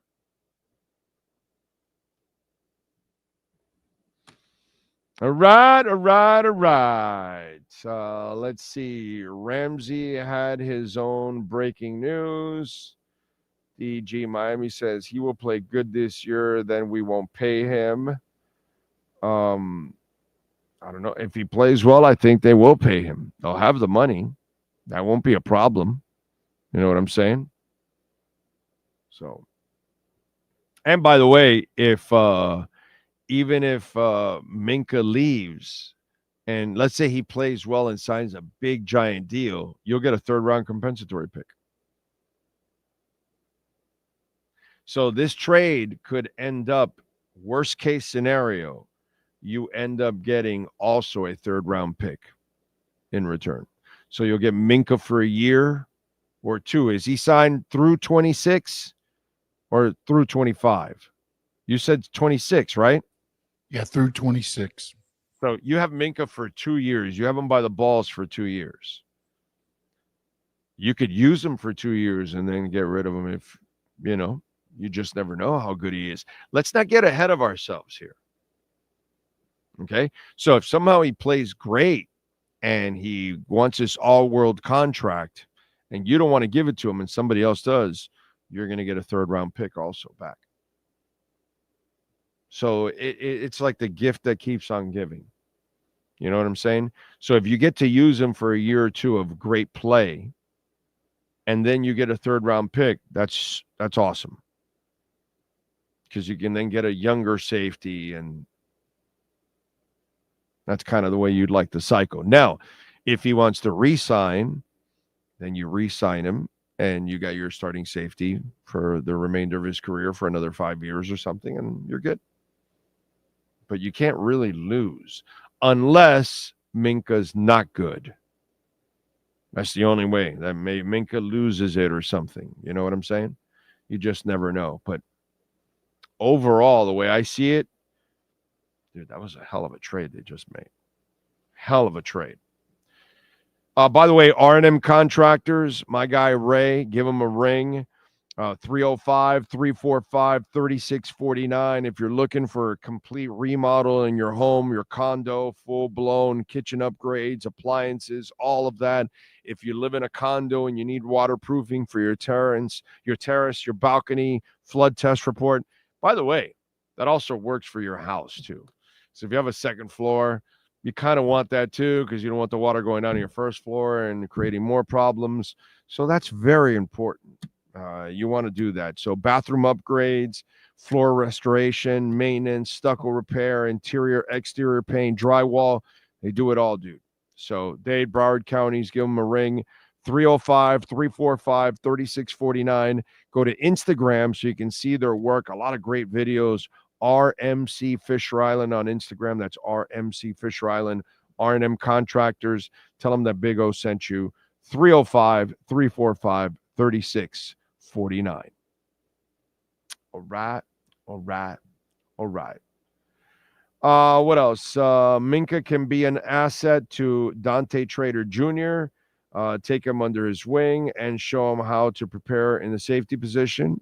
If Dante is the player, we'll find out. We'll see. He did get really good reviews, by the way, Dante. I will say that. So, but we'll see. I've never hidden the fact that I'm a fan of Chris Greer, and I think he can find talent for us. He's got to have a little better luck there with the coaching, which I think he might have gotten it with Weaver now. And so, I know we have the quarterback. Just got to build the line in front of him. And I'm glad that people like Tom Brady and Teron Armstead and Marissa had what's his name from ESPN. He does a good job, man. Anyway, forgot his name now. But nice to see that Louis Riddick. Thank you, Denardo. Nice to see that people that, because, me saying it doesn't carry any weight whatsoever. But when Tom Brady repeats what I say word for word, and Teron Armstead repeats everything I say word for word, and Louis Riddick repeats everything I've said word for word, kind of helps. You know what I'm saying? So it's nice to see that. So build the lines and We'll be fine. We'll be fine. I'm just kind of like excited to start the Weaver era. Is what I am. Let's see. Greer managing to lease Mink out for a couple of years is diabolical. Let's be honest. Ramsey was on the downside of his career. Minka is still in his prime. Dude, this is a move of all moves. This is a great move that the Dolphins just made. You know, I'm starting a campaign of Mike Tomlin to Miami next year. Oh, hey, Steven, why are you doing that, bro? Wait a minute. We might have the guy in Weaver. I don't want to diss on Weaver, bro. I like Weaver. I mean, don't get me wrong. I like Tomlin, but he's not going anywhere. They're not going to let him go. Tomlin's not the problem there. It's only stupid people bring that up in Pittsburgh. You know what I mean? When I hear people like the same thing with McDermott, like, how is McDermott the problem in Buffalo? Are you out of your mind? Like, and Tomlin, like, are you out of your mind? So if Pittsburgh, I mean, they're already showing me a lot of stupid shit in the front office for the last few years. I've been saying it for a while, although I do get some people that want to, like, you know, fight me on that, which is ridiculous. And the front office of the Steelers once again is proving to me that they ain't shit. And that roster is not impressive, to be quite honest. So, Dolphins had the money to pay for Jonnu Smith and elected not to because one coach is getting fired. If Weaver takes over, he would have been able to use. He's not the offensive coordinator. You understand that, right, Frankie? You figured that out yet, Frankie? He's the defensive coordinator. And if he becomes the head coach, you hire an offensive coordinator. And if your offensive coordinator may want more of a blocking tight end, a two-way tight end, Jonnu Smith is not your guy. And if he's heading to 31, you just don't know where the guy's going to be. So it's actually responsible not to tie yourself down to a guy. Oh, and by the way, here's the other thing, Frankie. Because the Dolphins suck, okay, the situation is not good. How do you know Jonnu Smith didn't want a multi-year deal from the Dolphins if he wanted to stay? But he took a 1-year deal from Pittsburgh because, hey, at least you're going to get your 1 year. You know what I'm saying? So I don't know all the particulars behind the scenes, but, you know, the Jonnu Smith thing, I totally understand. And for Chris Greer to get Minka, this is huge, bro. That I never thought he would make because, dude, Jalen Ramsey was a lot of money. And then Jonnu Smith wants a new contract, but he's not a two-way tight end. He's a one-way tight end, not a blocker. He's a pass catcher. So you're only going to fit in some systems.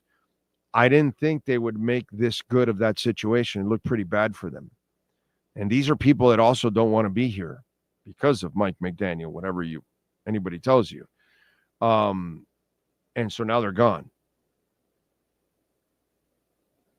And you get Minka back and a 5th rounder. It's pretty good, dude. It's pretty good. Hateful Steve is in the house. Thank you, sir, as always.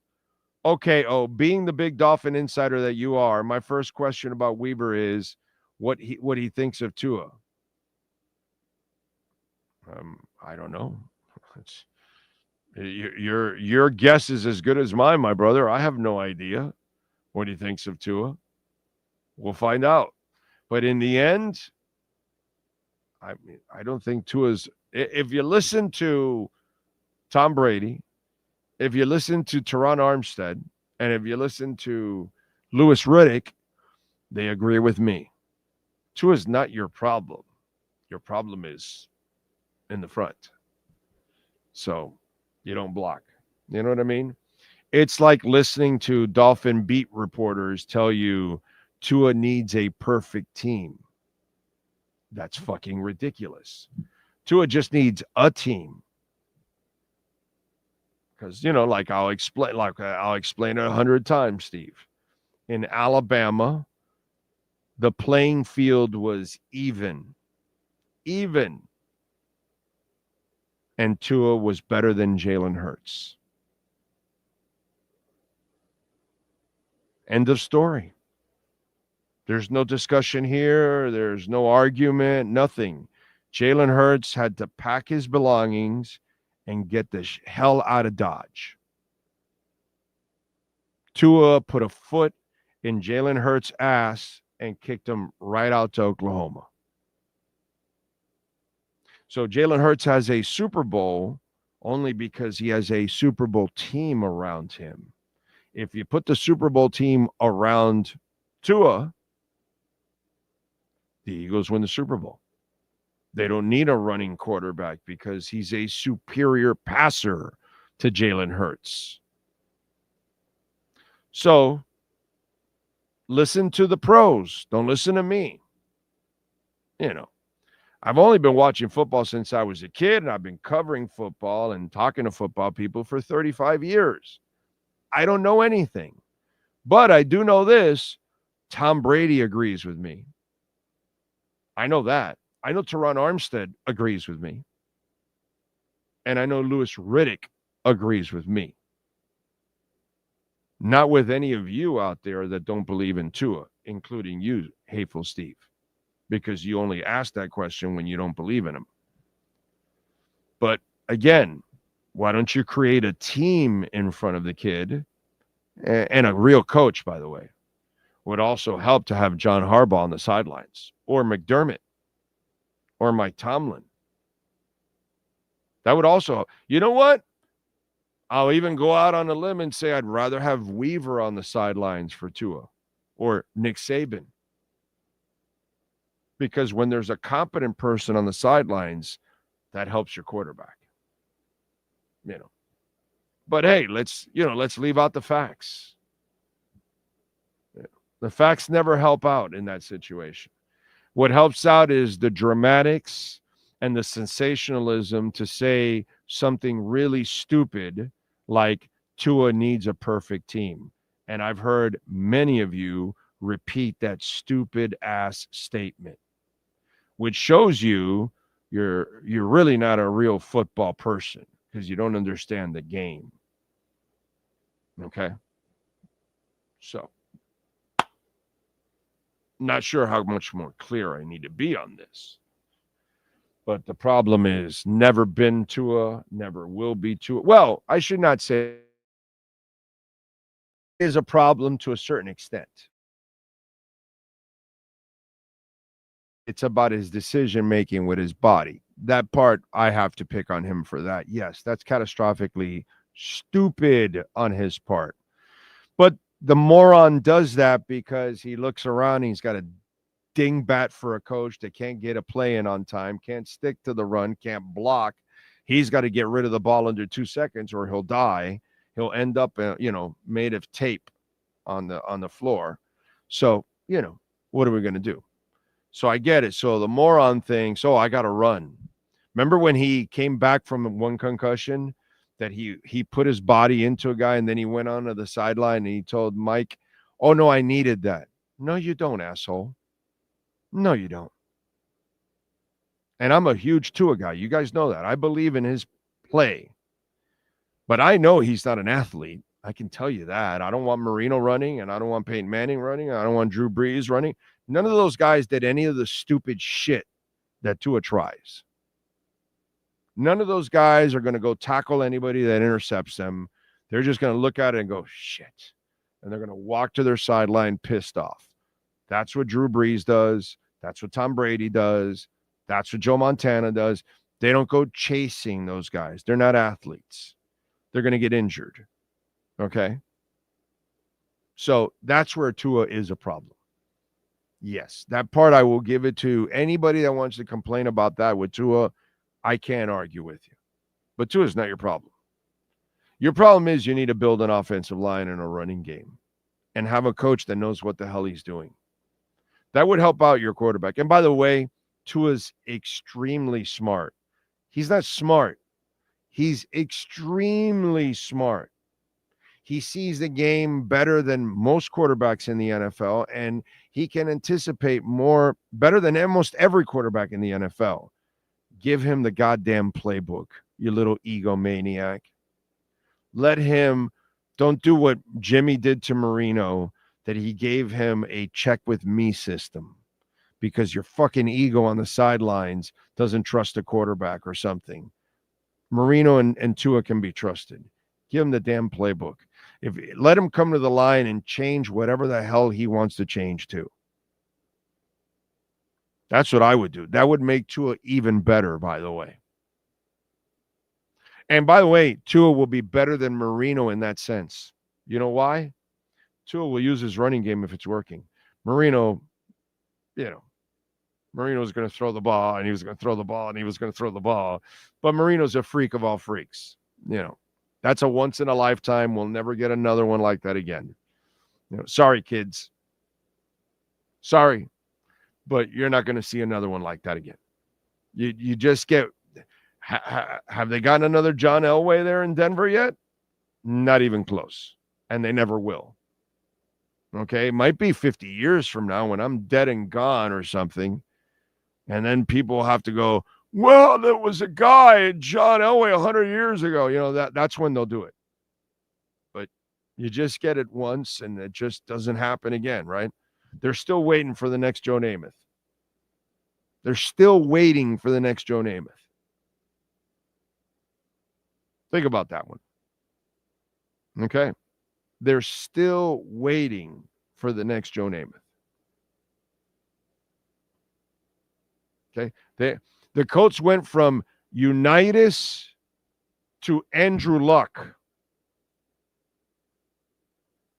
And then what? Am I wrong here, right? Like, what is it, right? Like, the Colts was Unitas, and then Luck, and then like, what else? You get that guy once, dude. It's just once. It might happen again, but it'll be like 100 years from now, Sometimes you're lucky and you'll get Joe Montana, and then they trade for Steve Young, and you're like, holy shit, all right, But it's one of those things, bro. Oh, no, Peyton Manning, very good. Did get Peyton Manning. Unitas, Peyton Manning, then Luck, and then that's it. Actually, that's pretty good. That's pretty freaking good right there. Pretty freaking good. Think about this. The Bengals finally got one in Joe Burrow. Esiason is not Joe Burrow, and neither is Ken Anderson. They're really good quarterbacks, but Joe Burrow is like super special. This is the first Cincinnati quarterback that's super special in their existence. It's hard, dude. It's hard, bro. Hard. Tough.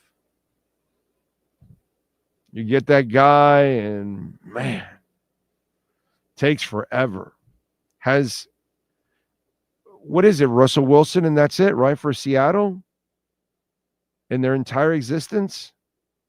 Because it's not Dave Craig or anything like that. It's not Jim Zorn. It's not Geno Smith. It's just Russell. And that's not Marino.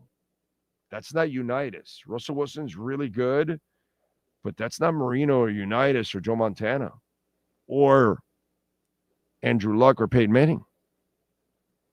Actually, Andrew Luck didn't finish his career, but he was clearly way more special than Russell. Like, Seattle's never had one of those kind of guys yet. It's crazy. Crazy. Kenny Anderson, definitely hell of a quarterback. I'm with you. Just not that next level guy, But yeah, hell of a quarterback. Yeah. Burt Jones was fine. He got injured a lot, but yeah, no, he was a fine quarterback. No doubt about it. But again, not a Luck or a Unitas or a Manning. You know what I'm saying? Those are rare, man. And you think about it, the Colts have actually had pretty good luck in their history.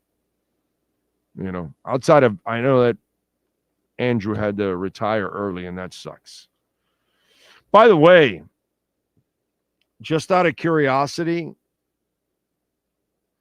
how good is the weed in LA? Because, man, the Clippers gave James Harden a 2-year extension worth $81 million. 81 and a half. That's nuts. That's nuts. Michael Saylor today bought $500 million in Bitcoin. Where are we at? At 106, 107? Where are we at right now? Where are we at? Where are we at? 107, 149 right now. We did flirt with 108, like 7 or something yesterday for a little bit, like you were going to hit 109, but it didn't do it. So we'll see.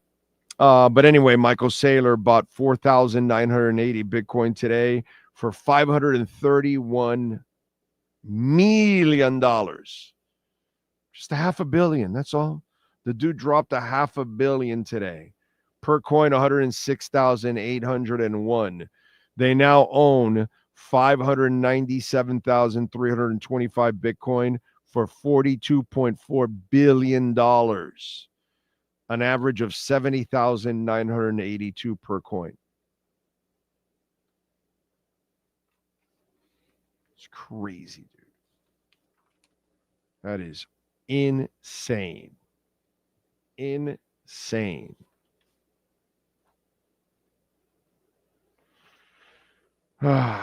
Remember, you can make a donation to the show, Cash App or Venmo at Cash Big O Show. That is Cash Big O Show, Cash App or Venmo. And you can make a Bitcoin or Ethereum donation as always. Thank you to all out there.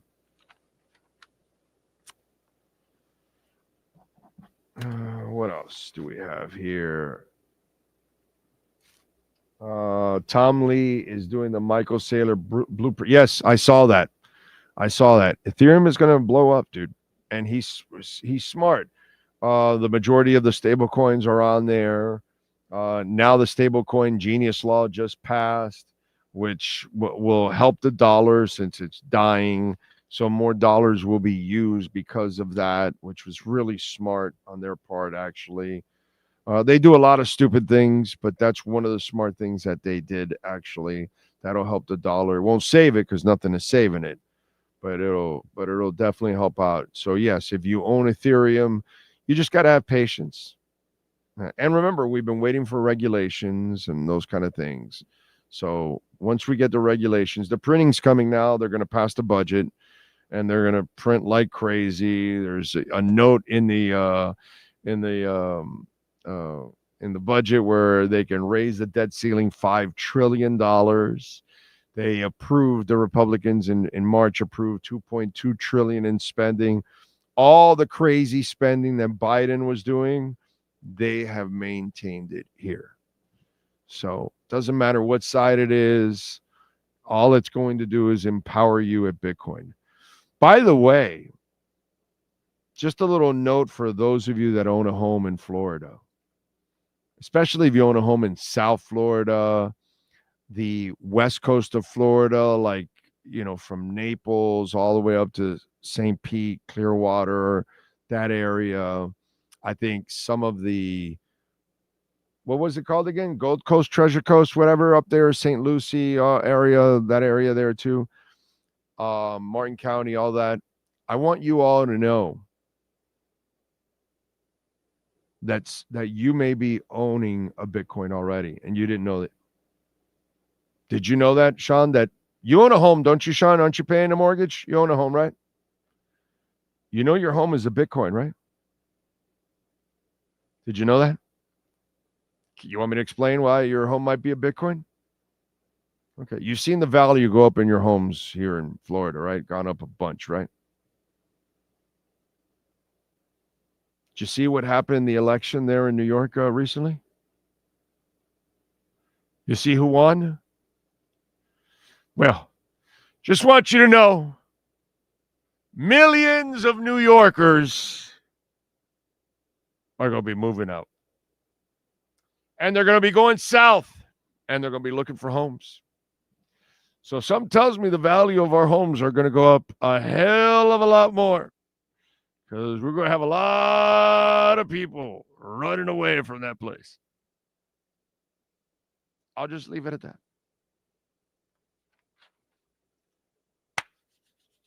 Hang loose, blood.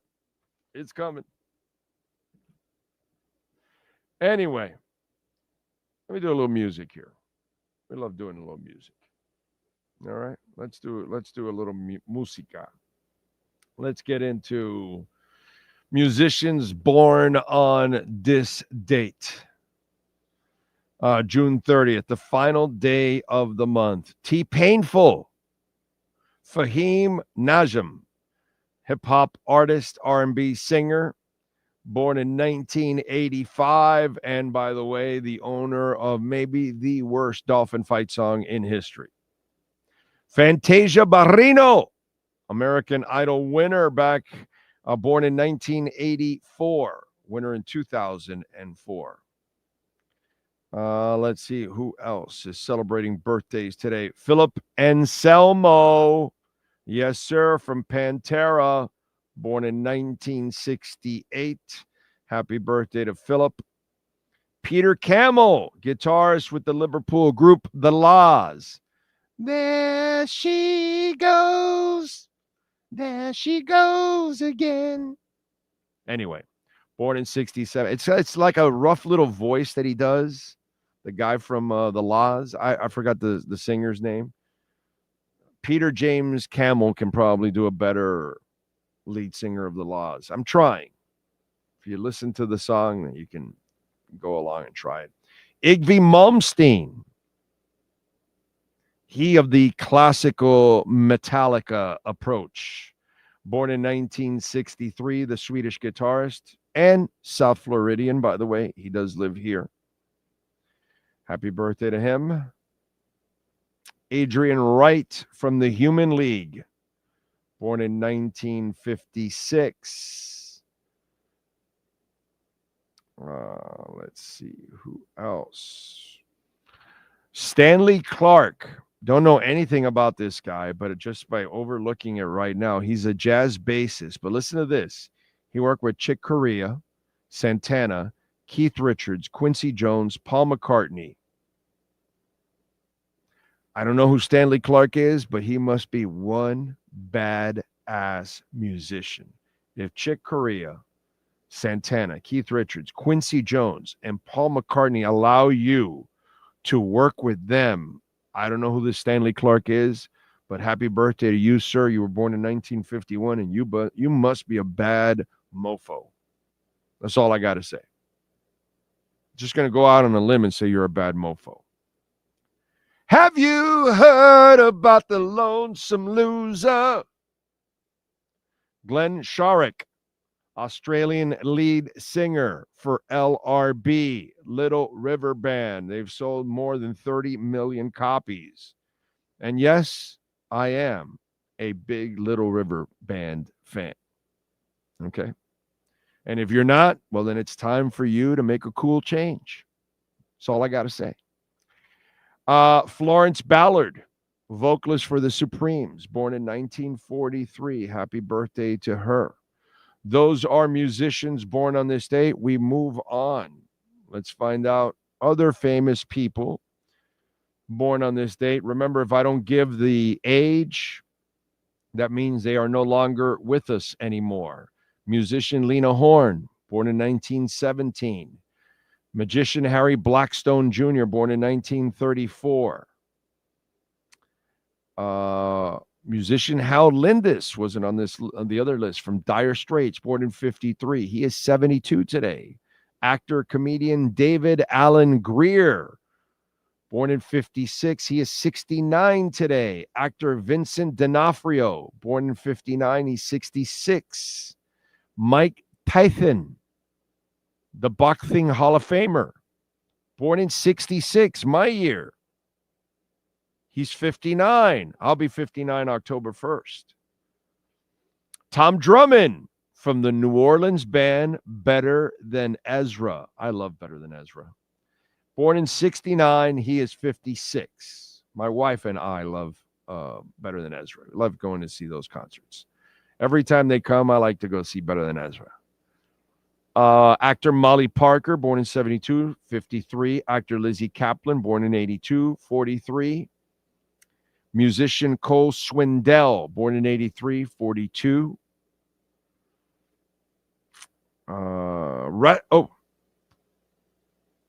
Almost said the word that Sean's supposed to say. Because he can today. Later on the week, he won't be able to. You know, you're going to have to send me the lists that you have for the days you're out. Okay? Slacker. And actor Wolfgang Schaefer, born in 2009. He's 16, you bastard. All right, Sean, do you have wrestlers born on this date, sir? Yes, we have quite an extensive list of wrestlers born today. Alicia Fox turns 39. Danny Sikowski is 24. The Strangler, Ed Lewis, was born on this date in 1891. An accolade on top of somebody you already said. WWE Hall of Famer Mike Tyson turns 59. Rusher Kimura was born on this date in 1941. Dax Harwood turns 41 today. Sue Young, she's 36. The great, the legendary Terry Funk was born on this date in 1944. Von Wagner was born on this date. He is 31. Will Ferrara turns 34 today. And the one I believe you were going to say, the American Nightmare, Cody Rhodes. He turns 40 today, June 30th, 2025. That's exactly the one I was going to say. It's there. Let's see what else, and let's move over to Musica history. Okay. In 1971, San Francisco's Fillmore West Concert Hall closes. In 73, George Harrison knocked Paul McCartney from the top of the U.S. singles charts with Give Me Love, Give Me Peace on Earth. It was Harrison's second U.S. number one and the opening track on his 73 album, Living in the Material World. Living in a material world. That's not it? Okay. In 75, Cher married Greg Allman of the Allman Brothers. In 75, on this date, the Jackson 5 announced that they were leaving Motown Records for Epic Records. The brothers were forced to change their name to the Jacksons because Motown owned the other name. Jermaine Jackson stayed with Motown. When his brothers broke their contracts and left for CBS, he was replaced by his youngest brother, Randy. In 77, on this date, Marvel Comics launched a comic book based on the group Kiss. And on 77, on this date, Kiss released their sixth studio album, Love Gun. It features their title track, Shock Me, and Christine, 16. Let's see, what else do we have? In 79, on this date, Anita Ward started a 2-week run at number one on the singles charts with Ring My Bell. Yes, sir. You can ring my bell anytime, anywhere. Ring it, ring it, ring it, ring it. Ow! In 84, Huey Lewis and the News went to number one on the U.S. album charts with Sports.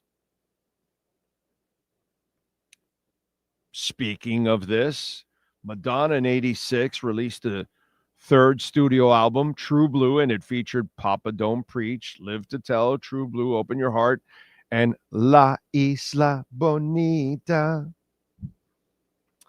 Let's see what else. Steve Winwood on this date in 86 released his fourth studio album, I'm Back in the High Life Again. 1990 on this date, New Kids on the Block started a three-week run at number one on the U.S. singles charts with Step by Step, the group's third U.S. number one single. On this date in 95, Garth Brooks was given a star on the Hollywood Walk of Fame. Let's see. In 98, System of a Down released their frantic self-titled debut album. The singles Sugar and Spiders earned airplay on the rock radio and MTV. As the band builds a following through touring, it goes on to sell over 1 million copies in America. In 98, the Black Eyed Peas released their debut album, Behind the Front. And let me see, what else do we have? In 2015, Apple launches a new streaming service. It's called Apple Music. And there you go. And that's what happened today in music history. I actually found a better one than the one that I've been using for the last couple of years. I like it, actually. It's got a much more variety, and I can pick and choose stuff. It's pretty good. Yes, sir. Oh, we have the Tyreek Hill attention-grabbing moment of the day. Oh, what do we got now? He sends out the meme of Will Smith on Fresh Prince when he's in the place all by himself, looking around. Mm-hmm. That was sent out by Tyreek Hill 4 minutes ago. Is that like iRobot or some shit? No, the Fresh Prince of Bel-Air. When he's at the carpet after they move everything out. Yes. When he's looking around and there's nobody there, that's what he tweeted out 4 minutes ago. The cheetah is on the prowl. iRobot, when he's in that, isn't that the movie where he's like, there's nobody around and shit like that, or something like that? Also, like he's by himself or something, and I think he has like a dog or something, or I forgot. Yeah, I believe that maybe that one. Yeah, but that is not the GIF on this one. No, okay, all right, but wait. Wasn't he supposed to convince Jalen Ramsey to come back? Maybe Jalen did the okadoke on him. No problem, Ty. I'm coming back, Tyreek. I'm coming back. Oh, you're saying he pulled the Kita.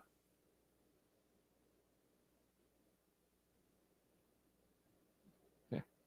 I know you're staying out of it. It's all right. It's all good. It's all good. Okay. Yeah. When you want to haul ass, just tell somebody, I got a Kita out of here, bro. And they're saying I Am Legend is the Will Smith movie. Oh, I Am Legend. That's it. Thank you, Lester, Jonathan, Think Blue Dodgers. You guys are awesome. Thank you for saving me on that. You can't remember all the shit, dude. It's like crazy, you know? Anyway, so just remember, you know, hey, I got a Kita out of here, bro. That's it. I'm Kita. That's all. It's a new thing now in South Florida. When you got to leave, I got a Kita. That's all. Nothing wrong with that. You just got to tell people, hey, listen, I'm going to go, but I can only stay 2 hours. After that, I got a Kita. I got to pick up the wife. She's over here, this, that, whatever. You know, hey, yo, I'll go, but I got to leave at 1:30. I got a Kita and pick up my kid at school. So, and it'll be something that will catch on.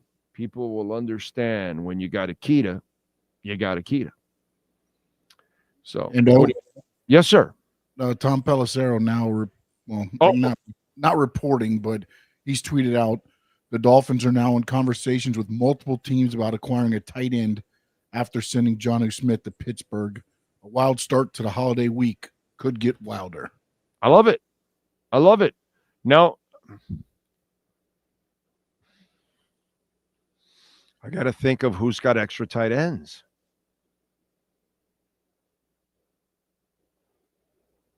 Wow. Okay, good. Yeah, it's hard to count on Julian Hill and Tanner Connor, bro. They haven't proven shit, dude. You know what I mean? And let me tell you something, Dolphin fans. Julian Hill is super frustrating because he literally, physically has everything you want talent-wise. the Lord blessed Julian Hill to have the ability to play in the NFL. Now, it's up to him here between the ears to put it together and play smart and play, the right way 99% of the time like a pro is supposed to. You're all going to make mistakes because we're all human beings, dude. None of us are perfect. Hell, I make 1,000 mistakes a damn day. So none of us are going to be perfect, but I totally understand what they see in Julian Hill. As frustrating as he is, I would keep him around too. Now, would I start him? No, dude, I would not put that burden on the rest of the team and my quarterback and everything to have a guy that constantly screws up. I can't. I'm just as enamored in his raw ability as everybody else on that franchise. I get it. Totally understand. Dude, I've watched this game long enough to know, no, that guy's got talent, but you got to be able to put it together. You can't be a knucklehead, bro. You just can't be a knucklehead. And he does too much knuckleheaded shit. And that's the problem. Leon Fresco, thank you, sir, for the love in the super chat. Very kind of you. What the hell is happening around here? Are the Dolphins falling from the sky? Yes, El Guapo was in Atlanta yesterday. PSG plays different sport than Inter. Yes, sir. But the Dolphins right now are they did really well here, bro. True FinFan says, I personally like what Miami is doing. No more stupid moves. Build it the right way and hope for the best. Can't disagree with that. They went and drafted beef. They added more beef on the line and in the running game instead of a whole bunch of small backs. They went and got Madison in free agency and Ollie in the draft. And I love that they brought big backs in. I love that they brought a big receiver in because you need to give, especially short quarterbacks. You can't have short quarterbacks throwing to Oompa Loompas. Bro, what is wrong with you, McDaniel? You can't even, he doesn't even know how to work in a tall receiver. It's just, he frustrates me. He frustrates me. Just frustrates the shit out of me. Bill Sanat from the Commanders. Big O, get the tight end from Atlanta, Frankie Fresco's boy. Oh, the kid that hasn't worked out. I would bring him here. What's his name? But God, he's so talented. What happened to that guy, bro? Kyle Pitts. Pitts. That's it. I don't know if he's tradable or not. They can't ask for a ton, but I don't know. Cali Cannabis, best in the world, says Cosa Nostra. Okay? Just so you guys will know. Okay? Cosa feels that Cali Cannabis is the best in the world. I don't know what to tell you about that. You know what I'm saying? NorCal, you got an opinion? No? I don't know. I don't know what to tell you about that. By the way, where are we at with Bitcoin right now, huh? What are we doing? 107,573. So we're kind of flirting around. I think we're about to pump, bro. I mean, I wouldn't be surprised again if we dump to 102 or 100 or 98 or 99 or something again. But I just got to feel it now. They're about to pass this budget. They're going to print like it's no tomorrow. Regulations are coming right around the corner, probably by September or something. I just think it's kind of positive in that sense. They've got a provision to lift the debt ceiling $5 trillion. Yeah, I don't know. Kind of feel like we're about to, it's typical that some people will sell off sometimes, but I just kind of got a feeling that we're going to pump nasty now. Coming up. Let's see. I remember, Big O, you wanted the Dolphins to draft Kyle Pitts. Yeah, I like Kyle Pitts in those days for sure. But I don't think that we had any shot at Kyle Pitts, right? What was the scenario in those days? What was that draft? I don't remember it now, but I did like Kyle Pitts. You are correct. I did like Kyle Pitts. I mean, everybody liked Kyle Pitts. He was such a freak of a talent. I just wonder what the hell has gone on there, dude. Backyard Beauties, best in NorCal. See, I told you NorCal would have an opinion. I have no idea what he's talking about. You know. Juan Rosa says, happy birthday to Iron Mike Tyson, who's 69. He just clarified it himself. Oh, wait, Mike. Mike, stop saying 69. The Dolphins have Farrell Brown, yes, and 3 other tight ends. They should be good. Yeah, no, of course. Yeah, no. Edward, we're fine. We're just good with Farrell Brown. I forgot that we had the Farrell. The gods wish they had the Farrell. I forgot we had a Farrell in the building.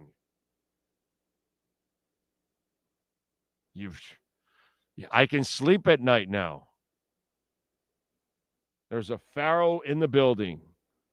We will soar to heights we've never been now. Strategies up to $402 after joining the S&P. Oh, man. Ingram, Gesicki, Hooper, notable free agent tight ends. Oh. Gesicki's a free agent? I thought he signed. I thought he re-signed with the Bengals. Are you sure, dude? I think that's wrong. I could have sworn Gesicki re-signed, dude. I think you're giving me misinformation. Sean, go look at the real restricted or the unrestricted free agent tight ends. I think I remember Gesicki getting like a 2 or 3 year deal from Cincinnati, dude. I don't believe he's available. Not that this idiot knows how to use him anyways. But I want to say Cincinnati signed him, dude. I think you're wrong there. Yeah, Gesicki, yes. See, Edward says Gesicki signed an extension. I think I remember that. He signed a 3-year, 25.5 contract. Yeah, the J19 guy. Yeah, he's just throwing shit out there. He didn't do his homework. Who is a free agent in tight ends? Who do we have? Because if they're looking for a trade, then that means they know who's available and they don't want anybody there. You know? So that's where you kind of, that's not, doesn't look like it's going. If they're looking to make a trade, then whatever's in free agency must be really, really bad. Okay. That's what it's got to be. Bitcoin's at 107. Nice little dip. I'm buying. A friend of mine who's still trying to decide about Bitcoin or whatever, which is just, these are things that I can't comprehend anymore at this point. If you don't believe in Bitcoin, seriously, I can't help you. He goes to me, so do I wait for a dip? And here's my advice to all of you out there. There's no dip. Just buy. Just buy. Buy whenever you can. And if it happens to dip, buy. Just buy. Let me give you the example. The first time I bought was nearly 6 years ago. Alex Dono, we were at Onside, and he had purchased some Bitcoin.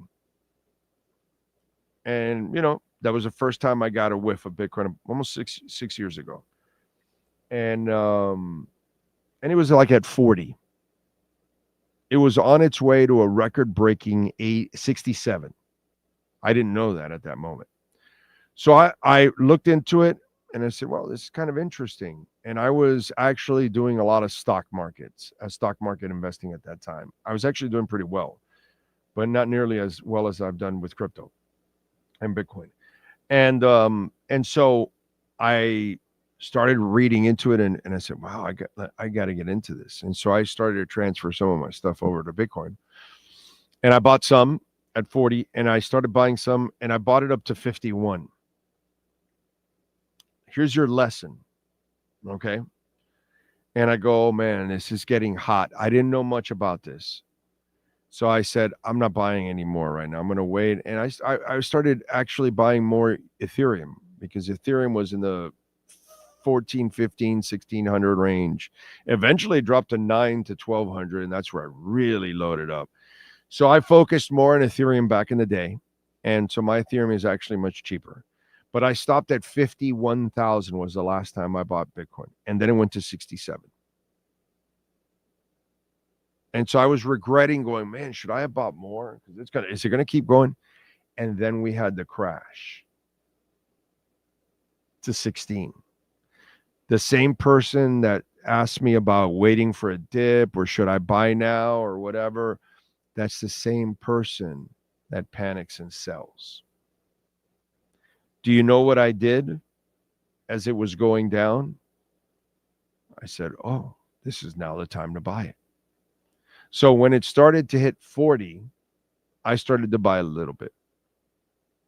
And then it started going down, down, down, and went all the way to 16. And that's when I started trying to buy as much as I could, whatever I could, whatever, 16, 17, 18, 20. I just started buying as much as I could. And so I then held. And about Bitcoin is not about timing it. It's about putting time into it.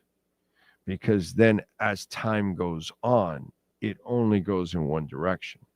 But when that happened 4.5 years ago, 5 years ago, when the crash happened, at that point, I was still kind of learning, and we were in the transition of retail being thrown out, and now institutional money is the foundation of Bitcoin. And that's what's happening now. And that's why we're really not rocketing to a high level, because the average person is still not buying Bitcoin. Because I hate to say it, but they're uneducated, they're dumb, they're ignorant, they're foolish, all of them. Because they don't take the time to learn, and they think they're too late, which is the stupidest thing in the world. The dollar in the last 6 months, since January 1st, has gone down 10.36%. So in 6 months, you buy 10% less of your goods. And it's only going to get worse. The dollar will get weaker. That's the plan. That's kind of what they want to do. But then that forces you that everything will become even more expensive for you because your dollar's weaker. Plus, they're going to print, which will then make it even more weaker. Everything is about to get more expensive. But meanwhile, Bitcoin goes only in one direction. It goes up. But if you try to time it, and that was the best lesson I had ever learned right there. I was like, wow, holy shit, it's going down. I go, okay, let me go the Warren Buffett style. Warren Buffett is, when there's blood on the streets, that's when you make your money. And so then I saw what happened, pandemic and all that. It was crashing. And I said, this is my opportunity, like anybody else. So don't try to time it. Don't try to expect it to go to 103 or 98 again. It may not. Buy it now. And if there's a dip, then you buy it again. But either way, your money's going to double, triple, quadruple, 10x, 15x as time goes on. Because all you got to do is just let it sit. And eventually it only goes in one direction. Because everything else, every other currency, you see what happened in Bolivia? Well, you've seen what's been going on in Bolivia for a while now. Well, it kind of finally came to a head already. Now cryptocurrency and Bitcoin is going through the roof over there because their dollar's dog shit. Same thing that happened in El Salvador. Same thing that's happening in Brazil, in Colombia, in Argentina, and all these places as we speak, that all their currencies are going to crap. So don't try to time it. Put time into it, and then it pays off. That's That's how you handle Bitcoin. That's how you win in the game. If you try to time it, there's a good chance you're going to get burned. It's not worth it. Just invest, give it time, and if there's dips, those are the things that you take advantage of, because those are the freebies. If it dips 10, 15%, well, then it's telling you, here you go, here's 10, 15%. We're going back past that number. We're going to pass 112, the 111, 7, 8, whatever our record is. We're going to squash that shit. So right now, you have a dip right now. You know, and when it went to 98, 99, 100, it was a super gift, a 10, 11% gift for you. And that's the way you have to look at it, because it will squash that number. And then it's going to jack to another number, 130, 150, 160, and then it'll retrace again, 10, 15, 20%. And then that's when it becomes another beautiful buying zone when it happens. It's just the same cycle. You know. All right. Let's see. Wow, Dolphins trading for Minkah Fitzpatrick. Really? How desperate do you have to be if you're the Dolphins? Zachary Gibbons, that like the first stupid person that's chimed in today. It's not bad. It's not bad. Not bad. Most everybody with the brain knows that was one hell of a trade, but you know, you still have people that, you know, I guess just want to be negative to be negative. Zach Ertz is available, bro. Zach Ertz is always injured. Do you have a list of tight ends there available at all, Sean?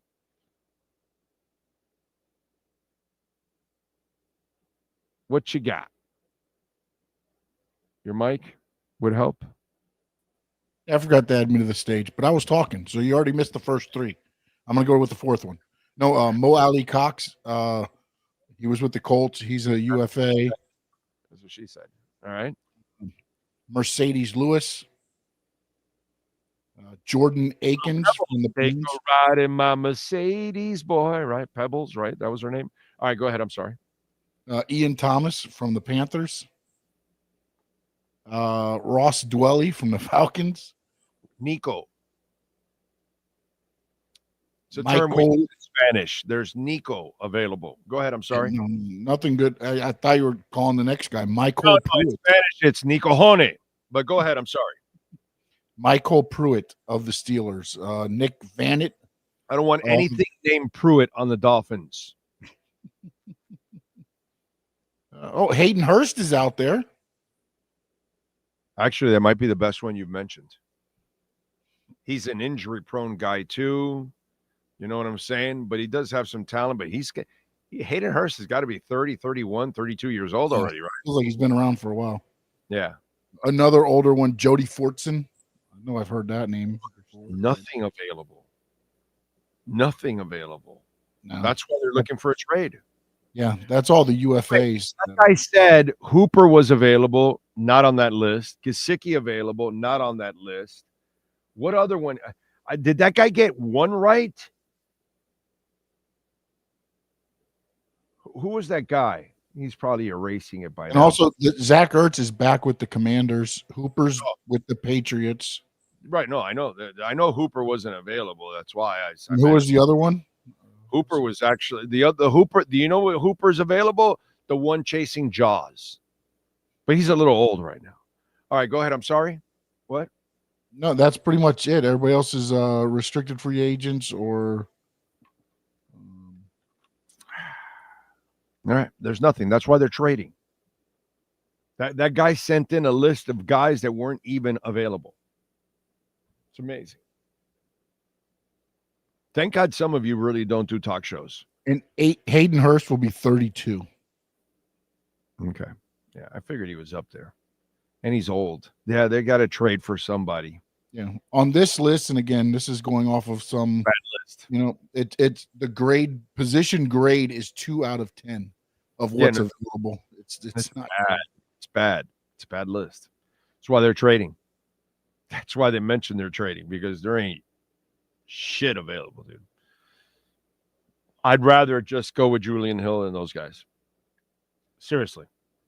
I'd rather just Okay, Julian, I know at least is young, and there's upside if the kid can mentally focus.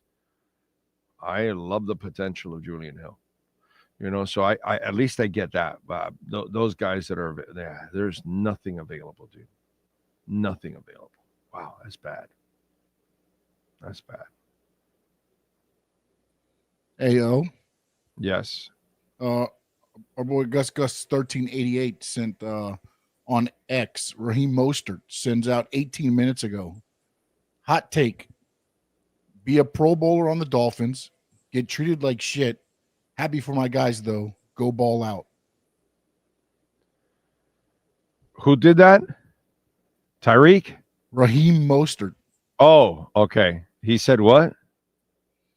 On this X tweet, he says, hot take. Be a Pro Bowler on the Dolphins. Get treated like shit. Happy for my guys, though. Go ball out. Yeah. That's unfortunately, those are the optics. Not really accurate, but it's the optics. You know what I mean? Because they treated Ramsey fine. You know what I mean? And then the whole Jonnu Smith thing, is it really okay? So the agent negotiates a shitty deal that all of a sudden the player has a great year and now finds himself with a shitty contract because of the agent, not the GM. So now Mostert picks on the Dolphins for that, when the Dolphins are like, well, no, bro, we got you under contract and, we got our agenda, and no, we don't want to give you $12 million a year. So why is that being treated like shit? Why? You don't know what happens after this year with Jonnu Smith. You have no idea. So that's where I would say Raheem Mostert, yeah, you're full of shit. You're full of shit. You know what I'm saying? But hey, man, it is what it is. So that's kind of the way I look at it. Ayo. Yes, sir. Going through X, because I'm just trying to keep up with everything going on. Neil Driscoll sent out just food for thought with the tight end position. Baltimore has 2 Pro Bowl caliber tight ends on their roster, Isaiah Likely and Mark Andrews. Yes. Both players happen to be unrestricted free agents after the 2025 season. Mm-hmm. No team in football likes to compile draft capital more than the Ravens. Likely is less likely to be moved. Just food for thought. They're not moving either guy. Okay. You have a mediocre passer in Lamar. You need high percentage pass catchers. Mark Andrews got injured last year, and Isaiah Likely bailed your ass out. The most important pass catchers in their offense is their tight ends, because it's within a shorter distance. It's easier for Lamar. He's not accurate downfield. So they have to have 2 tight ends in that offense. So I get it. It's great clickbait bullshit and all that kind of stuff. But if you want to talk football, okay, and they're talking about making a Super Bowl run, and you need to protect your quarterback, which is one thing that we don't do it here. We've never done it from Marino till now. We don't do what we're supposed to do for our quarterbacks, but John Harbaugh does. Oh, he makes sure he has a running game. He makes sure he has an offensive line, and he makes sure he has tight ends. And it's always been that way. And all you got to do is watch. Watch. But I don't do shit for clickbait. When I talk about something, it's because it makes sense. I don't do it because I live in the world of fucking hypotheticals. Okay? I don't play that game. So Neil, nice guy, all that stuff, good dude, all that, but there's no way Baltimore's trading those guys. It makes no sense, not from their offense. And then you would have to overpay for those guys. And what are you going to do? Overpay for? Isn't Andrews is a guy that's coming off is it 1 or 2 knee surgeries? Can you look it up? And Likely's a young guy, so I don't think you're going anywhere with those guys. I think they're there and they're staying there. You know what I mean? And again, Andrews would be a little bit of a gamble. Little bit at this age and the injuries. Yeah, I don't think they're moving either guy. I think they'll keep both guys. Yeah. You'd have to go somewhere else. I just don't see it. If it happens, kudos to Neil for guessing that one. But I think there's zero chance, considering the way that offense is run and how important that tight end is to that quarterback who's a limited passer. Yeah, I would not do that. So, and by the way, isn't it Mark Andrews that had that ugly drop in the corner of the end zone that Lamar just here you go, bro. Here's practically a handoff from 10 feet away. And some people say, oh, he threw it a little low. Yes, it was a little low, but I've seen a lot of throws that Lamar makes that are bad throws and completely off. That one was not even close to be on Lamar. That was all on Mark Andrews. I'm pretty sure it was Mark Andrews. Was it Mark Andrews that did it? That dropped that pass, if I remember correctly? Maybe I'm wrong.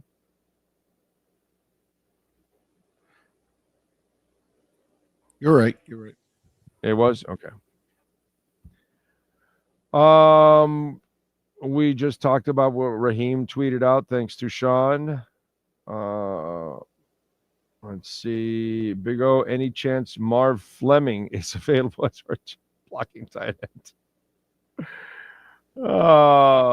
Multiple drops, the last thing we need. Was it a bunch of drops last year? I remember the big one at the end. Did he have some other ones? Really? Oh, then yeah. I right now would not touch Mark Andrews. That's just me. Isaiah Likely, if you want to trade him, great, but there's no chance they trade Isaiah Likely. No chance. They got him cheap, and now they're going to have to pay him. But they drafted him later, and they got him cheap, dude.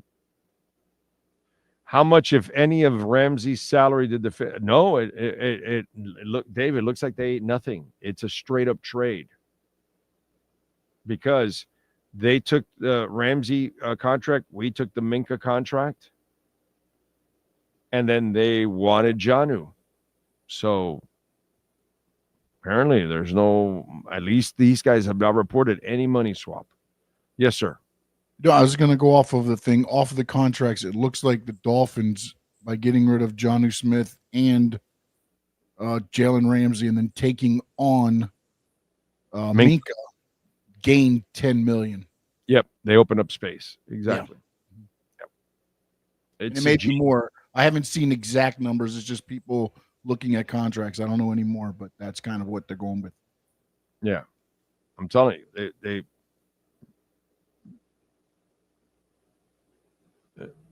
they bamboozled the Steelers. Absolutely bamboozled the Steelers. The Steelers have become a joke.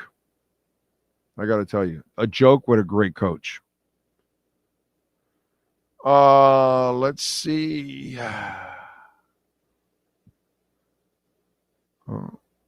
So Senator Lummis just said she is working on an amendment to the big, beautiful bill to remove Bitcoin capital gains tax on payments. They're going to make Bitcoin cash, bro. You'll see. They will make it cash. Big O, I keep hearing XRP is going to explode. What do you think? And what do you think about Polkadot Paul in Connecticut? I like Polkadot. I don't think XRP is going to blow up to the point that a lot of people think that they throw up that hype. Half of the supply is still available. I don't trust. I got to be honest. I don't trust Garlinghouse, to be quite honest. Now, do I think it's going to go up to, maybe the $15, $20, $30 range? Yeah, I think it can do that. Do I think it's going to go to like hundreds of people talk about? No, not at all. Not at all. It's got competition with XLM. The good thing is it's got an in already with the banking system, and it's got an in with the government, so that'll help it. But it's not going to, I don't believe you'll still make good money on it. It's still going to X quite a few. I just don't believe the hype of it going to $100, $200, $300 and all that stuff. I just don't believe that. I'm sorry. I'm not that guy, you know. And Polkadot, I think Polkadot will have its run where it'll go, you know, it's going to X several times, 30, 40, 50 bucks, I think it'll get to. But it's going to take some time because we still have to get the regulations. We got to get it printing. And the one thing that Polkadot needs is they need more partnerships. They need more partnerships to take it to that next level. But damn, it's a terrific company. It really is. Gavin has got it going on. He really does.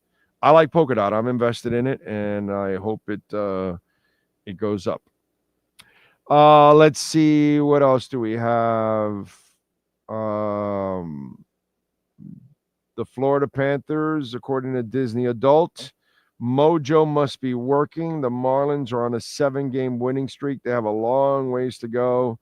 How come you guys only talk about them when they win a couple of games?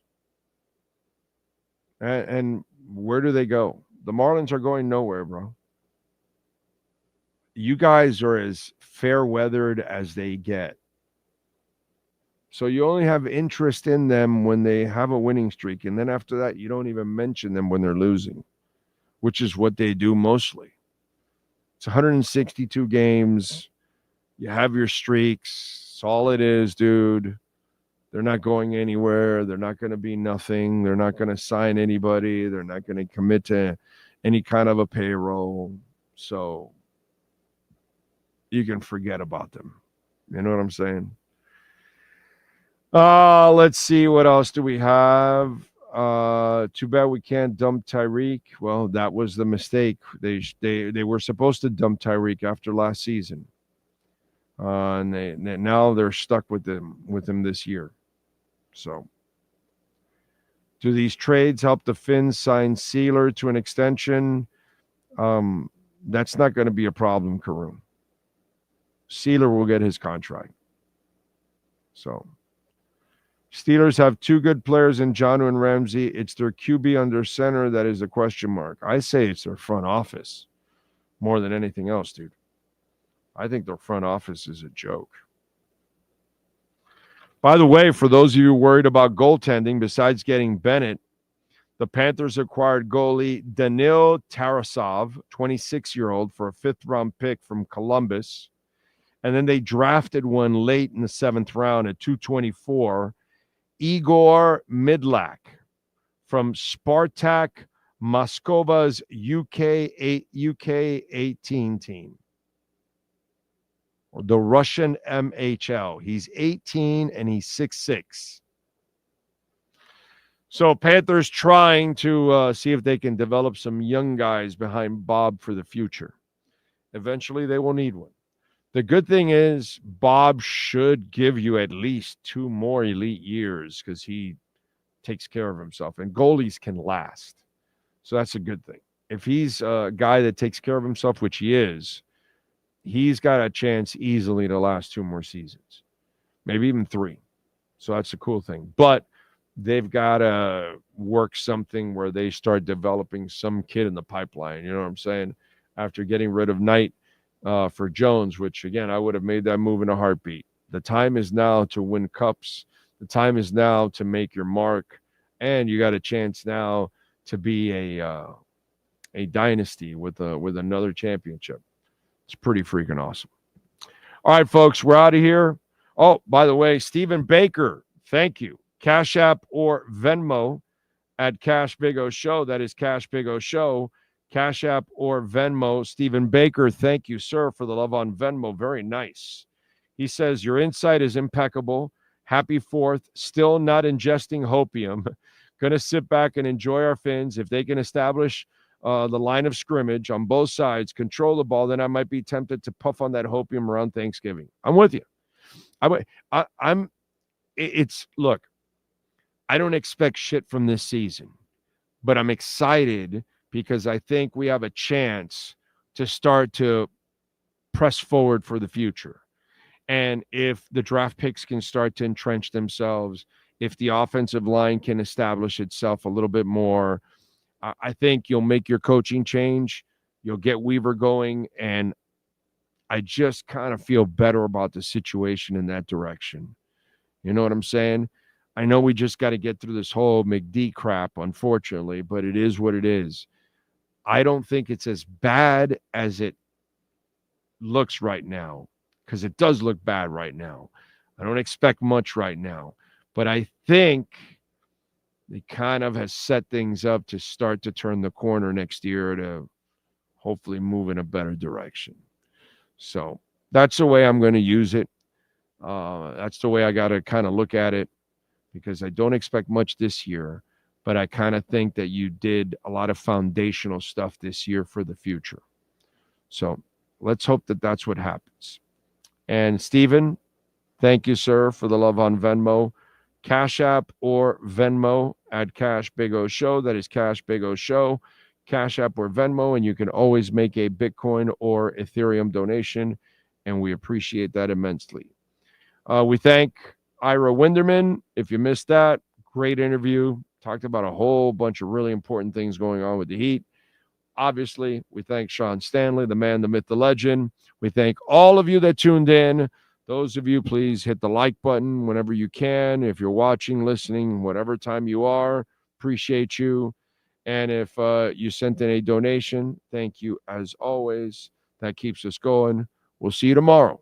Same time, same place. Same bad channel.